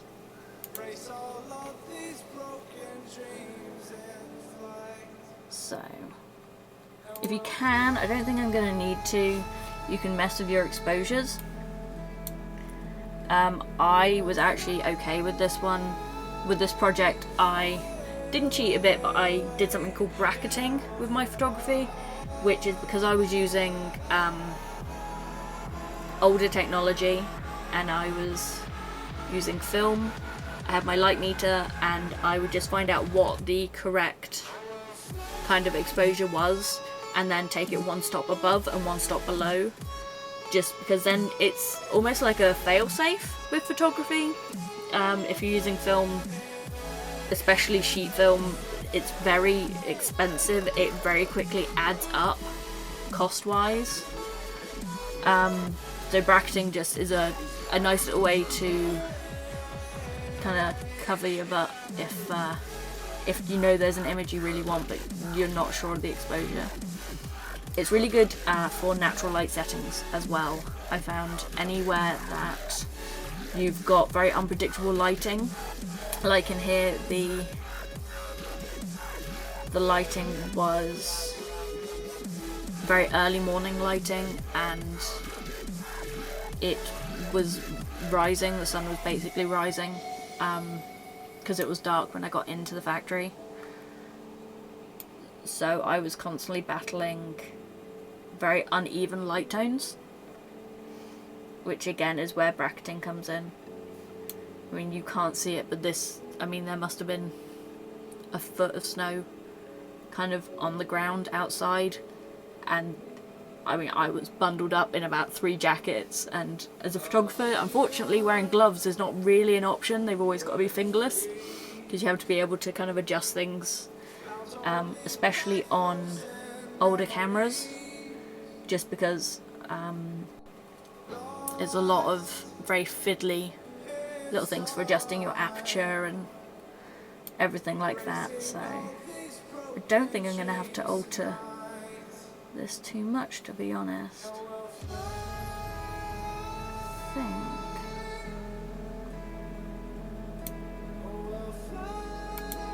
the preview button is your friend in Photoshop, people.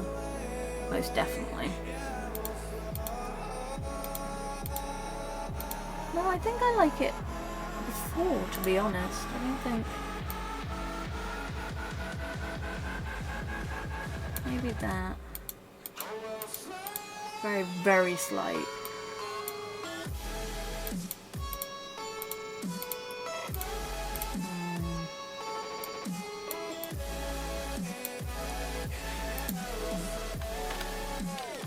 Go for 5. Yeah. It is a minute difference. I don't know how well it's going to come up for you guys on the stream, but it is a very, very slight difference. But it all pays off. Like, it all builds a better image in the end. So you can play with your offset and your gamma correction, but I don't tend to touch those. So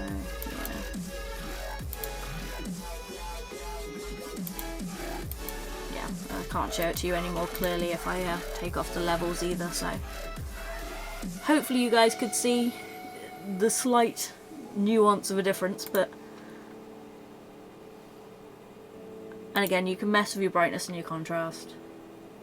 And for any of you keen-eyed observers out there, yes, I am using CS3. We keep meaning to upgrade to 7, but honestly, it's just not in the budget right now. I can work perfectly well with CS3. I can get what I need done. You don't need fancy equipment to produce good work, so... That being said, I will still get it. So again, yeah, just adjusting brightness. I'm mainly looking not so much at the bird in this, I'm looking at the background and the foreground, because I'm not going to be painting shadow or light into those areas as much when I'm editing. Like the sawdust especially, I don't want that to look too dark because it's not an area I'm going to be highlighting. The bird is very much intended as the main focus of this image. So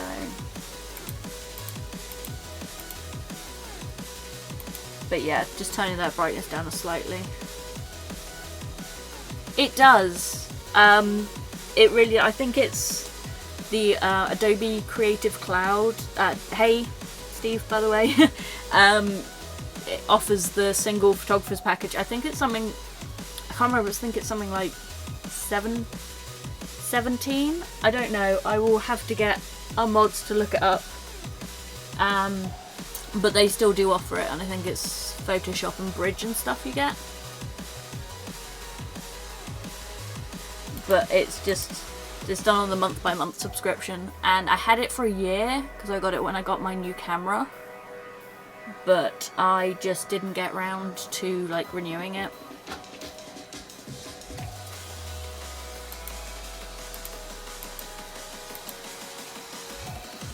Yeah, I'm sure it comes with Lightroom. I never really used Lightroom that much. I mainly just focus on Photoshop. That's kind of all I ever used at uni. I do keep meaning to like mess about with some of the programs a bit more, so.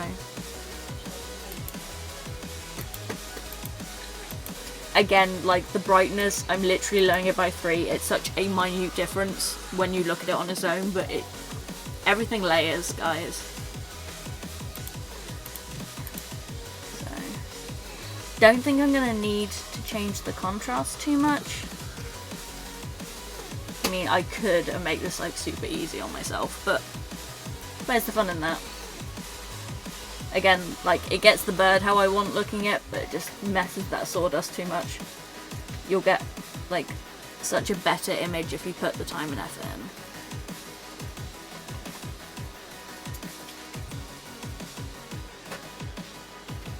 Or I could go the other way and just flatten the image slightly, but again, it's just not the look I'm looking for. The look I'm looking for, that doesn't sound great. It's my wonderful command of the English language there. I think I'll do a little bit on the contrast. Again, it's just minute, it's just to add some depth to that background and foreground.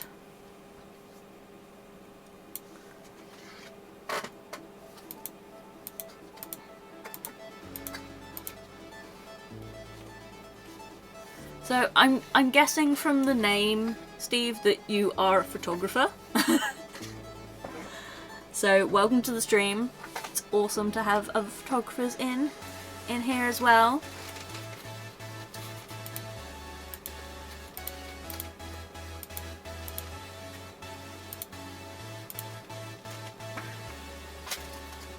The reason why I'm constantly clicking on and off the layers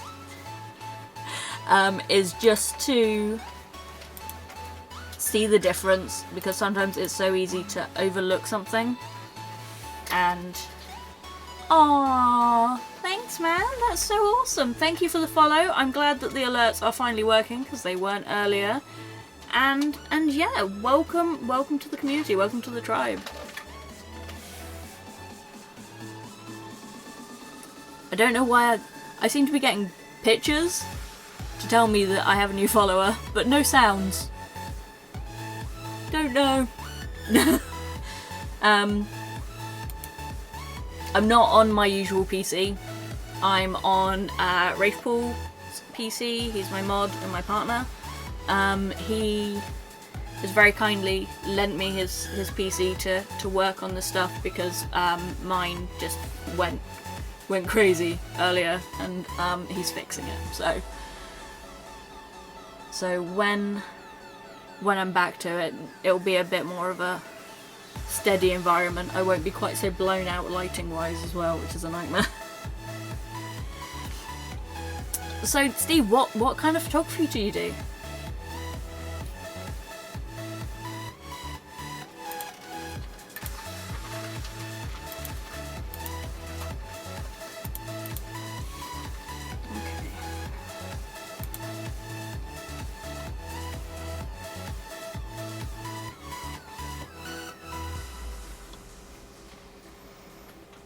I don't mind any of those.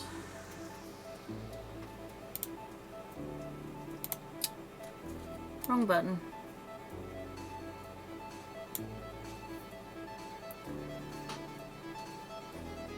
Okay.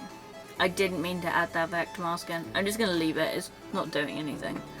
But yeah, I totally clicked the wrong button.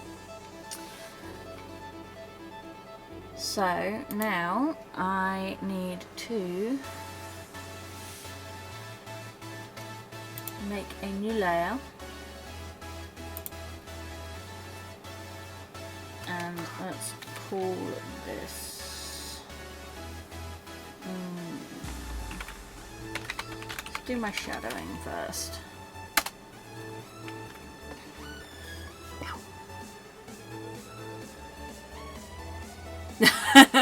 Thanks, Video Kid.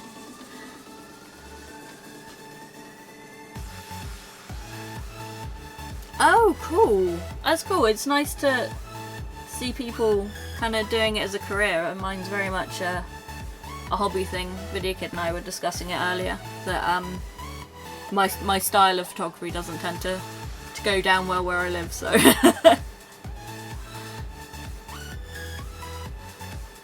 Yeah, and that's cool, Video Kid. You stay in super lurk mode. It's awesome. Kill some bad guys for me.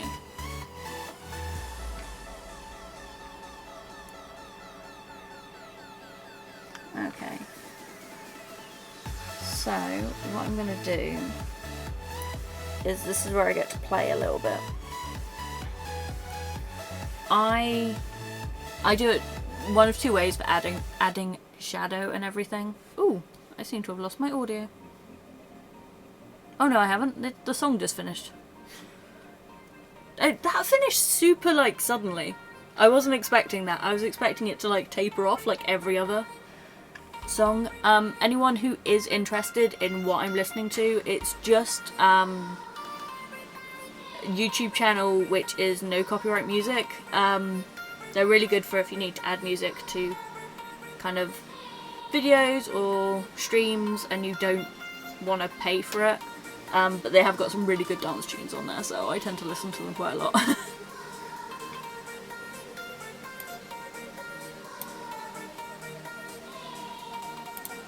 But yeah, I mean, what I tend to do is I tend to do it one or two ways. For my trial, I want my flow nice and high, I thought that was my opacity. I'll tend to brush in some shadow on a new layer, so then I can blend it a bit. And it just gives me that freedom without having to do several duplicate layers.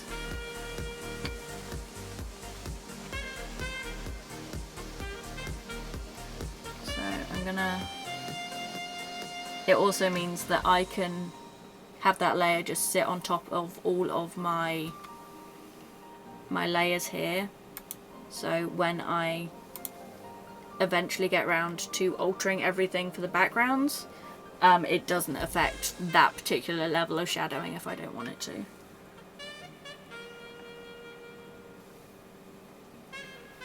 So I'm going to want a really nice soft brush for this, like super soft. And I don't want it that big. So that's way too dark. Alright. I thought I'd lowered it more than that. It's late at night, guys.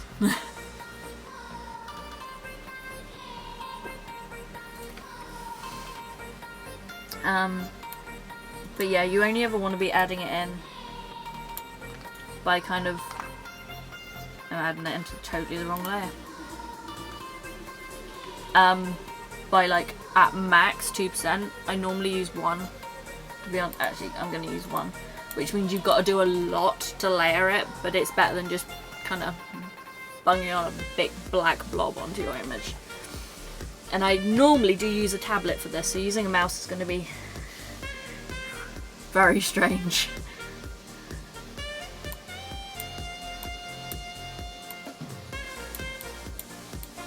And it means you're going to hear an awful lot of clicking. So again, all of the differences, they're so minute when you see them on your own, on their own. Like, you just don't even think that you've done anything. But like I said, trust me, it layers. I have to change sensitivity on this mouse. It's fine when I'm spot cleaning, but this is just so unsensitive for this.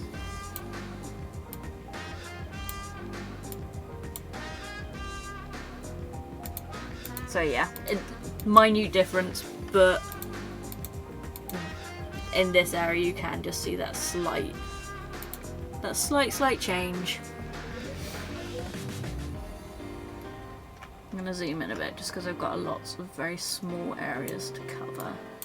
And I'm just going to try and get in between the mass of the quills for this layer. And then I can work at highlighting these lighter parts in a minute.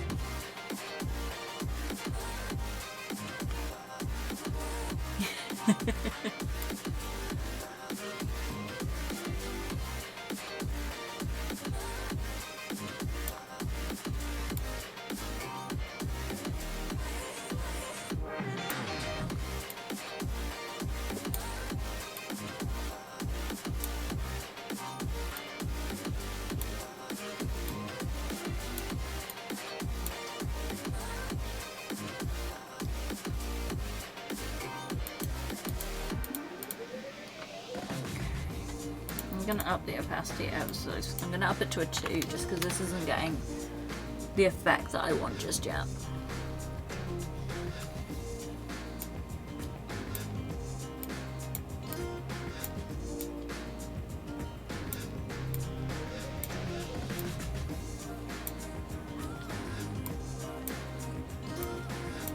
My birds tend to be the only kind of thing I do this shadowing technique on, just because there's so many like fidgety little bits to edit on them. So, yeah. Oh, you can see it a bit better now that I've added in a few little layers, which is good. I mean, you'll see it like much better, I imagine, if I do that. Yeah.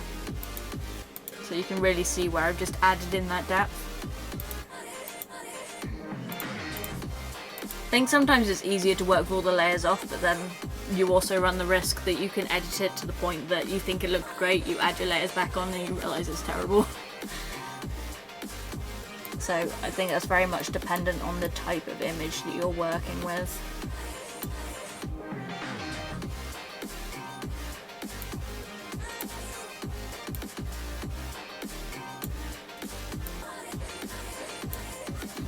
Slightly smaller brush going on.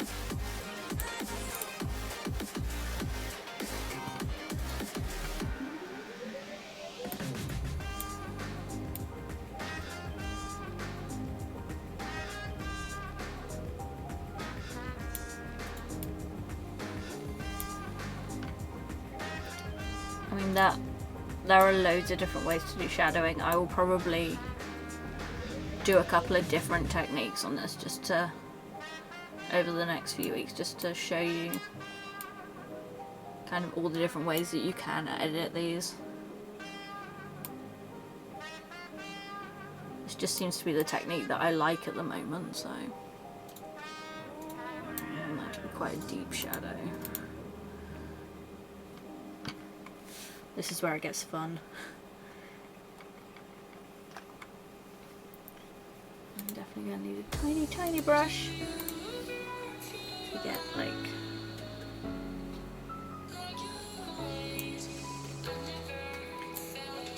and you'd be amazed how quickly time can go when you're focusing on such tiny parts of an image. When I went to uni, I had someone who was doing animals for one of her projects, and they looked gorgeous, but she took this one of a tiger at a zoo, and it had the chain link fence in front of its face, and it took her so long, but she meticulously blended out that fence, and the work was phenomenal. So like, it may take a while, but it's just always so worth it.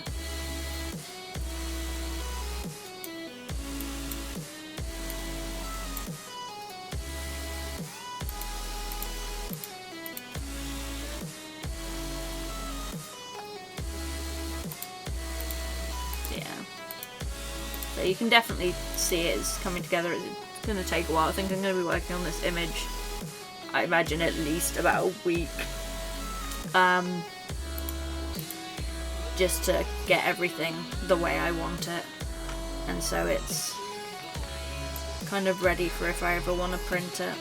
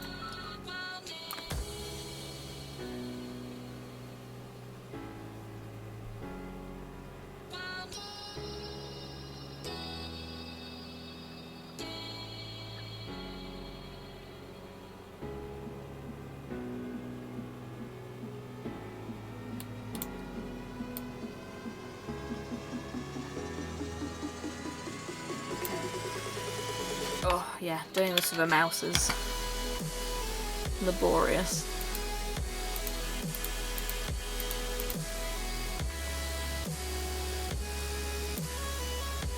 And you always end up randomly finding bits you'd miss.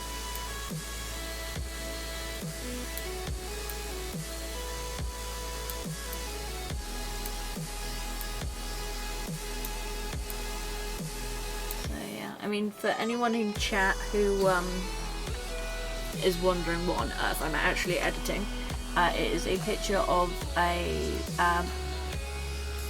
bird I took 4 or 5 years ago when I was still at university.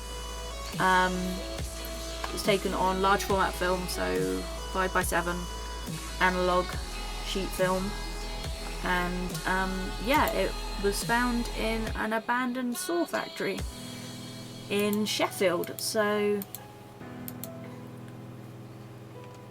unfortunately the building is no longer there, which makes me super sad, but I'm glad I managed to kind of document some stuff in it first. So yeah, slowly getting there with this piece. But you can just see, I mean, it will stand out even more, but you can see where I'm darkening in between the quills. It's just making the image stand out more, like the actual individual quills stand out more. And then eventually when that bird's done, it will all just stand out from the background a lot more. And then I can, if I choose to, I don't know if I will with this image like I did with this image. I don't know whether I want to do kind of the high definition style. I don't know if it would suit it, being that I did shoot it on film. So, but yeah, that's an example of some of my other work taken at an abandoned foundry. I very much like to do the abandoned aspect. I have a real passion for turning things that people see as ugly or taboo into something quite beautiful, so.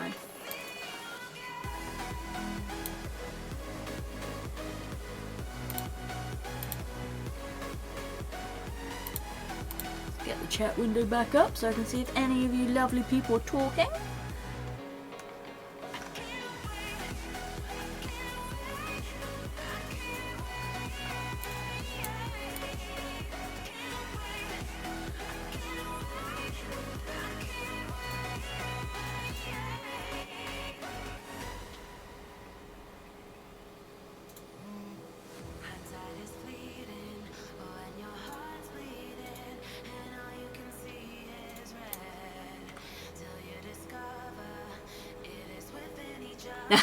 That's cool. That's cool.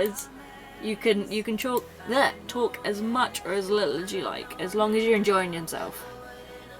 Lurker mode's cool. Nothing wrong with lurking. Sometimes it's nice just to have it in the background and listen.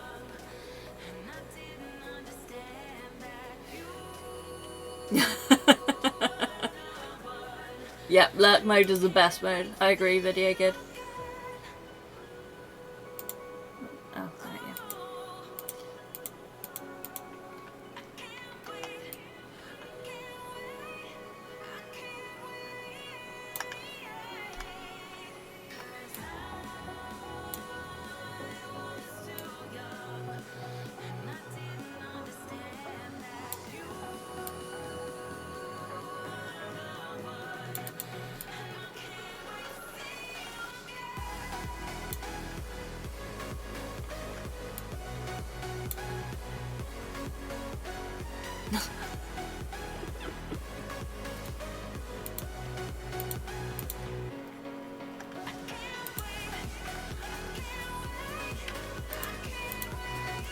Alright, getting there.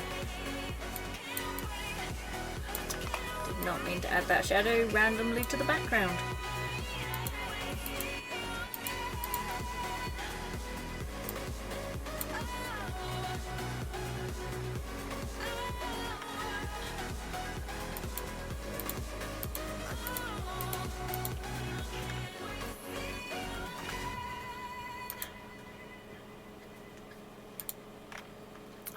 The other way to like do this to add the shadows, which I will probably be doing a little bit later with adding in my highlights, is the burn tool,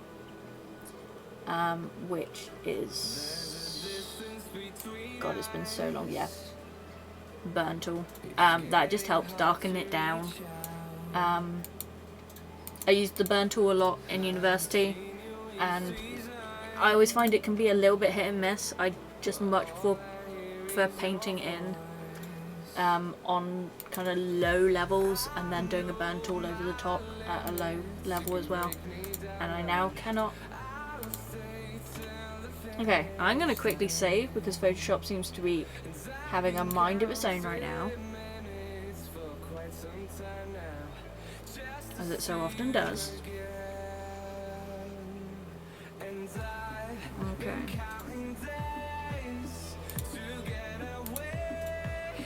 Yeah, I'm having issues with Photoshop. I'm going to quickly close it down, guys, and then open it back up. So I'm going to go back onto big head mode. Hi. I apologise that you have to look at my face. And I'm going to quickly open it back up because I don't like how it's acting and I don't want to lose my work. Best advice for anyone who works with any kind of digital medium: save often. Can't even count the amount of times I lost work at uni. Or you pull an all-nighter, get kicked out at 1 o'clock and realise you didn't save your work.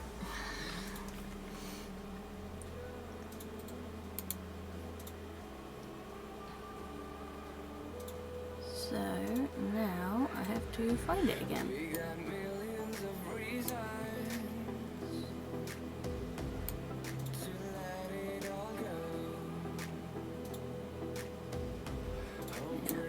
I'm working off my external hard drive at the moment. That might be part of the problem. Just because where Wraithpool is editing is fixing my PC. So that might be causing some issues with just where the file is being worked from. I've had issues like that before where it just doesn't like working off an external.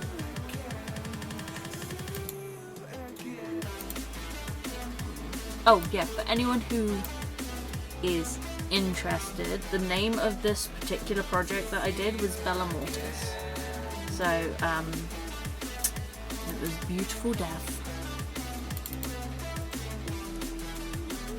And there's quite a harrowing story that goes with it, I suppose, depending on your personal opinion of harrowing.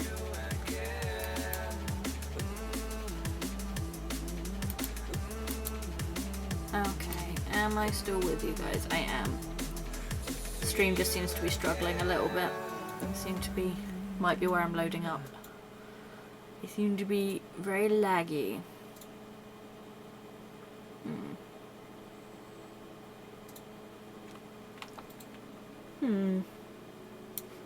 Right, well I'm loaded up, so there's no reason why it should be laggy anymore.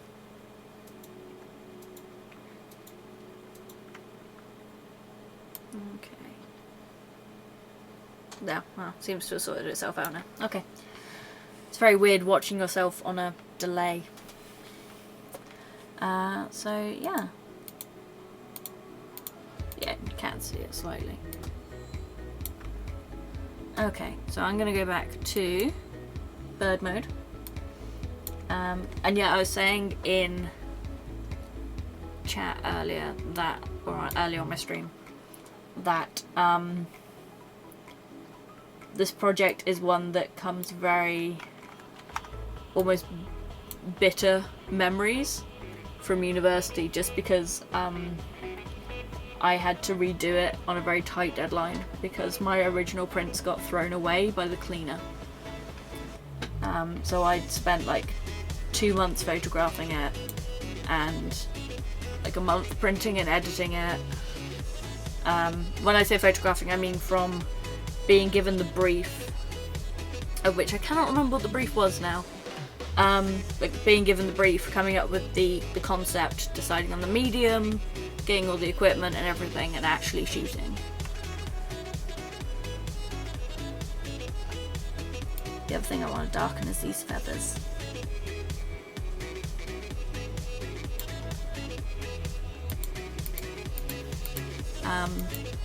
But yeah, I spent a month printing them in the darkroom because it was all analog. The whole thing was analog, so I was in the darkroom for like a month solid, printing these 7 images and getting them perfect. And I had put them on the wall at uni, ready for my critique the next day. So they're all up and ready to be displayed and everything. And I came in the next day and found that all of my images were missing. And I was just like, what's going on? So I was freaking out a little bit, and I'd had an argument with my tutor the week before, and he was saying like, oh well, you're not, you know, the usual things, kind of, you're not applying yourself and stuff like that. And so I thought he'd taken them and hidden them to teach me a lesson, because that's what people do, right? But no, so I confronted him, and he was just like, I haven't taken it. So we rung up and found out that the cleaners had taken them, because one of them had come off its mount on the wall and hit the floor. And so they had thought the entire thing was rubbish, despite the fact that I had labelled it and it had my name on it and the date and, you know, my class number and everything. And so we found that out, and I distinctly remember just curling up in a ball on the floor and just crying, just being an absolute wreck, because this work I'd spent so much time on, and that I was so proud of, had essentially been incinerated that morning. But I mean, they gave me a week to reprint it. Luckily, it's another handy tip for any photographers, amateur or not, is kind of always take notes of any editing you do. So it's so easy with digital because it's all there. It tells you what's there. But if you're working in a darkroom, you don't have that luxury. You, like, having a pen and paper on you is just a must. Like, you need to know, you know, how long you exposed it for and everything like that. And it makes life so much easier if you get into that situation that you suddenly need to reprint something.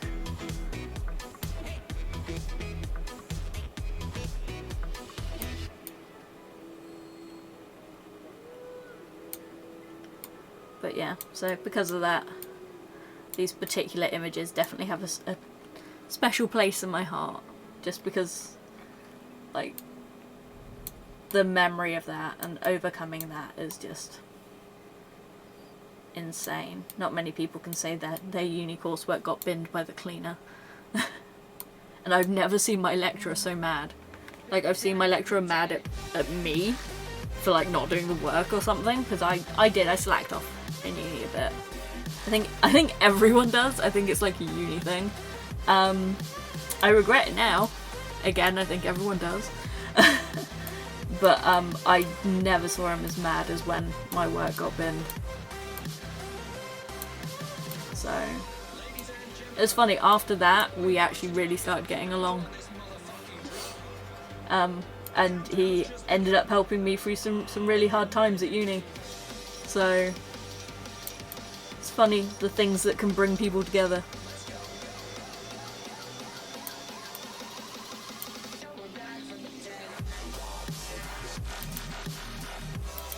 I really like this tune.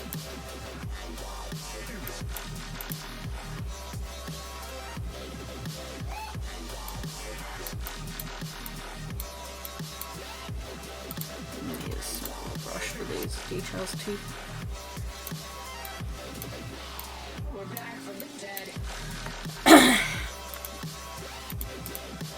I'm gonna create a new layer. I'm not gonna do that. That was silly. Bear with me.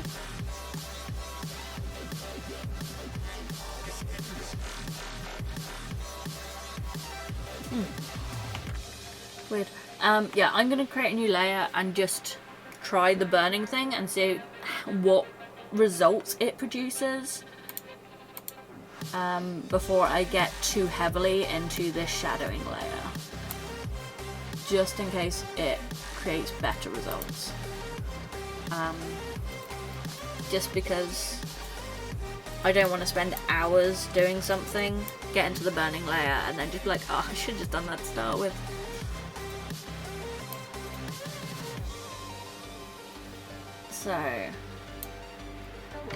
So yeah, you want the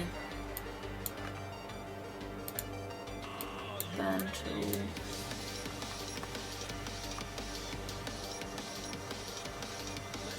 And this unfortunately has to be done like directly onto the image. I'm such a ditz tonight, I'm so tired. It's impairing my judgment. So I need to duplicate the layer. This is the reason I don't like doing it too much, because once it's there, it's like there. So yeah, for anyone who hasn't used this, the burn tool, you've got shadows, midtones and highlights. I want to burn in the shadows so it'll make it darker. So I got it 100% just to show you what it does. So yeah, so if I do this, you'll notice some of the quills still come through, but it's really like intensely doing those shadows. So you don't want it on 100%.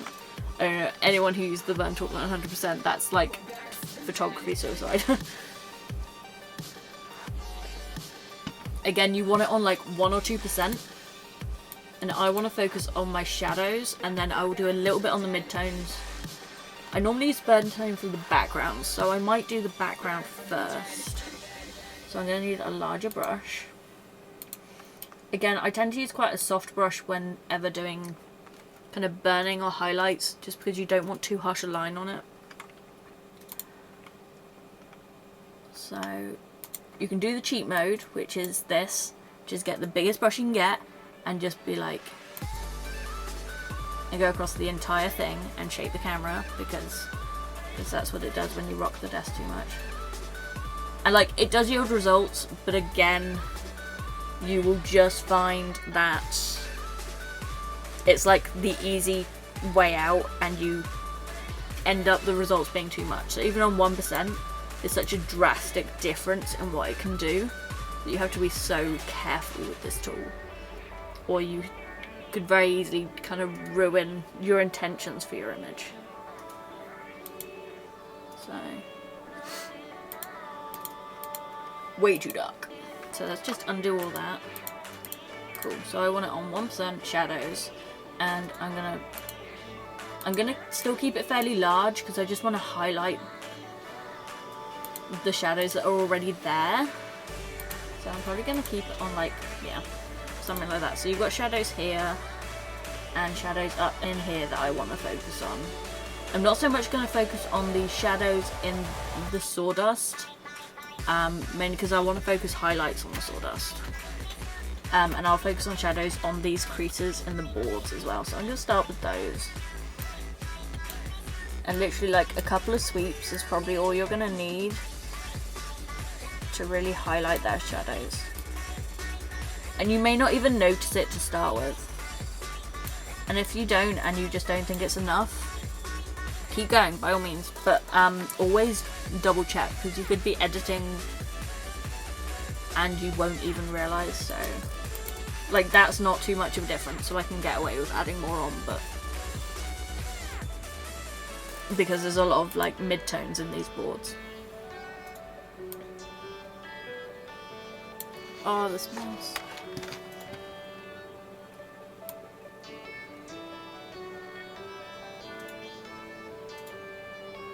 But I mean, one of the reasons I really like this image is there's just so many lovely shapes in it, and that's one of the reasons I want to add a good layer of contrast in the boards, is because with the boards, with the lines going towards the bird, it just draws your eye into the photo. So even with all this stuff in the background and kind of sawdust here being in focus, the bird is still the main focus of the image, and that's really aided by the lines in it. So composition is still key with photography, it always will be. If you have kind of an image that doesn't have the composition that you want, chances are you won't be able to create the image that you're intending from it, no matter how much editing you do. Okay, so you can see it a bit better there. Yeah, it's showing up. So you can just see it in these board lines. So it's just maybe 5 or 6 sweeps over each, and it's just really kind of darkening down. Ooh.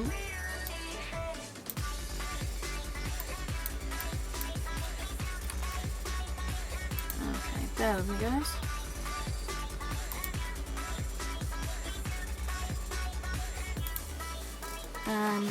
So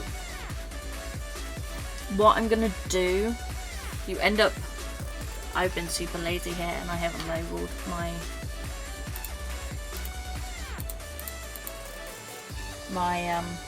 layers. It's a terrible mistake.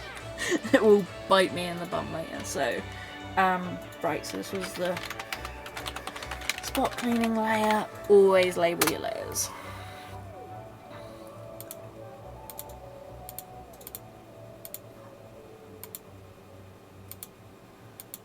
Because otherwise you get to this stage and you totally forget what any of your layers were. Right, there we go.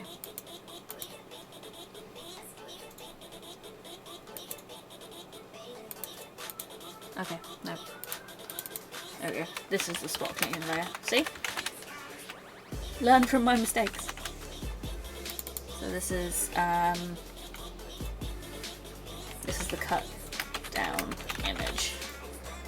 Because the original image was this. Like, this is where I started. So you've got all like your scan lines and everything, and obviously you don't want that. So cut down and flipped image, spot cleaning layer, and that is burning shadow on boards.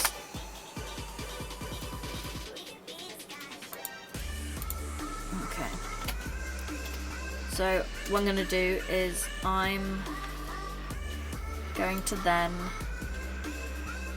duplicate that layer again, and I'm going to start burning in the background. So that way if I don't like the background, I've still got the boards done. So I don't have to worry about redoing it later. It's all shortcuts to make your life that little bit easier.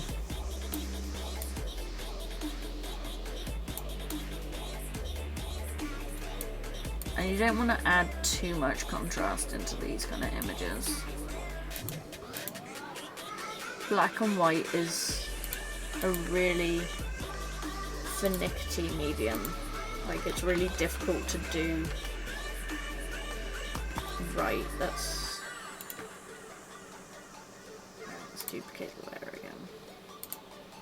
Because it's so easy to up the contrast so much that you just don't even see what you're intending.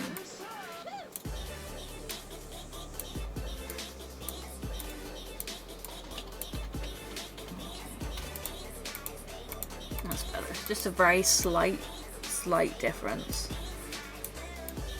Because if you make it too dark, even with the highlights, it's going to draw the eye, and that's not our intention with this work. So I'm going to focus on this one here. I think it's going to be more of a mid-tone than a shadow, but yeah, you can see how much of a difference like that makes. I think that might actually be a little bit too severe.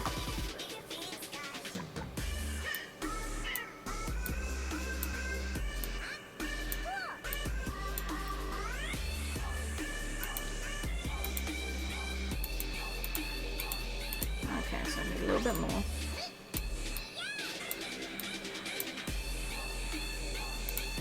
There we go. So that's much better. It's not quite as drastic. And then we've got shadows in this corner I need to highlight. They won't need a lot of highlighting. And a little bit up here. You can be as precise or as rough with this as you want. Just because at the end of the day, this part is very much subjective. I've got a very clear-cut image of how I want this to look, so I'm aiming towards that. But I mean, art, one of the beautiful things is it's everyone's... There's no wrong in art. There's technical flaws, but when it comes to concept and vision, there's no wrong, and that's one of the best things about art.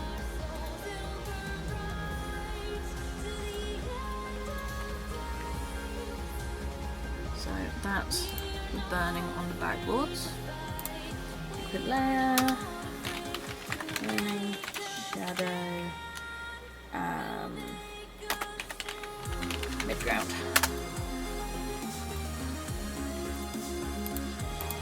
Okay, so now this is going to be a real quick kind of once over, because I do not want all of my shadows to come from burning.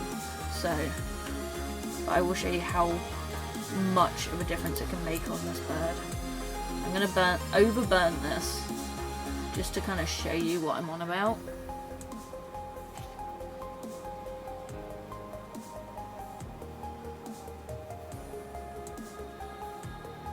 This will make it pop, but it's not quite the intention I had for it. You can see how much of a difference that makes. That's a bit more severe than I was hoping, but then you can see how much it makes the bird stand out in the image itself. So those shadows just really draw the eye, and when the highlights are in it, it'll make it even better, but that's too severe for the image that I'm trying to get. I don't want to achieve it that way, so I'm gonna undo that. As cool as it looks, it does look really good actually. It looks way better than I was anticipating it to look. I'm going to focus mainly on the sawdust.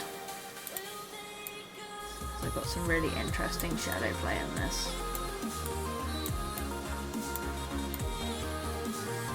And there's going to be a little bit under the bird that I want to focus on as well.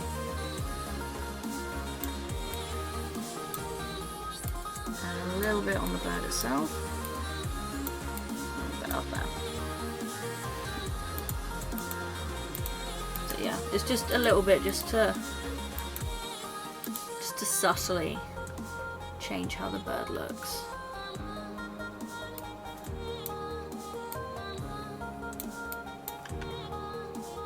And got a little bit of shadow back here as well I want to highlight. Or burn. Okay, so I think that's the shadow part's done. I'm going to quickly add the levels back on. Yeah. This is what I mean, that it's dangerous to do it without your levels, because it can so quickly get out of hand with the level of, no pun intended, that the burning is with how dark it gets in your shadows, and it can make the image just so contrasty. So I'm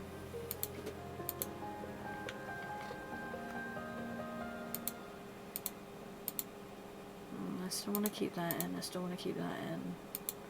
Yeah. That obviously I want to keep in. So I'm going to take...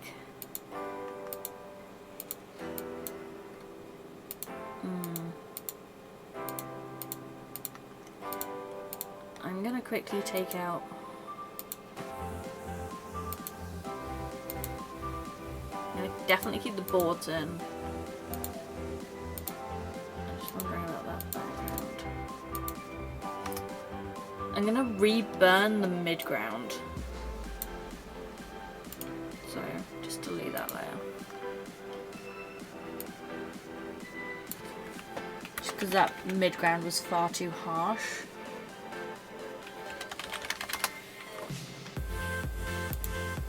Because it's already fairly contrasty. So,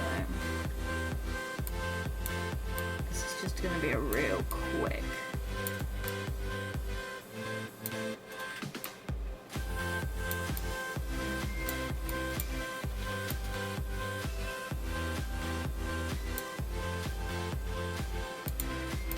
There we go. It's very slight burning.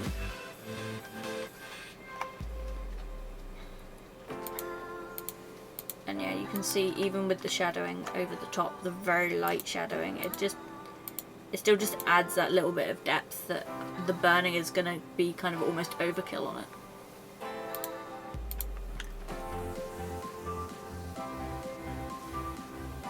So, yeah.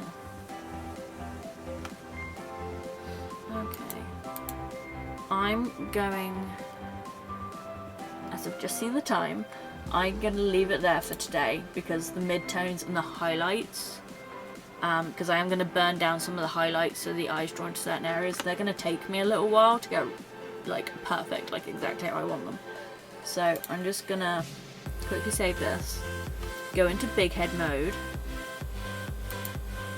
big head, and yeah, I'm going to leave it there just because the next stage is going to take a while to do, so I'll do that probably in my stream tomorrow. So my stream tomorrow starts at 11 AM, it's my only daytime stream, and it's a chill stream, so it's normally creative. And, you know, chatting and chilling and things like that. So yeah, let's turn this down a little bit. Thank you everyone for joining me tonight. It's been awesome to have you here. I don't know how many of you are still in chat. Video Kid. Steve has left us, I think.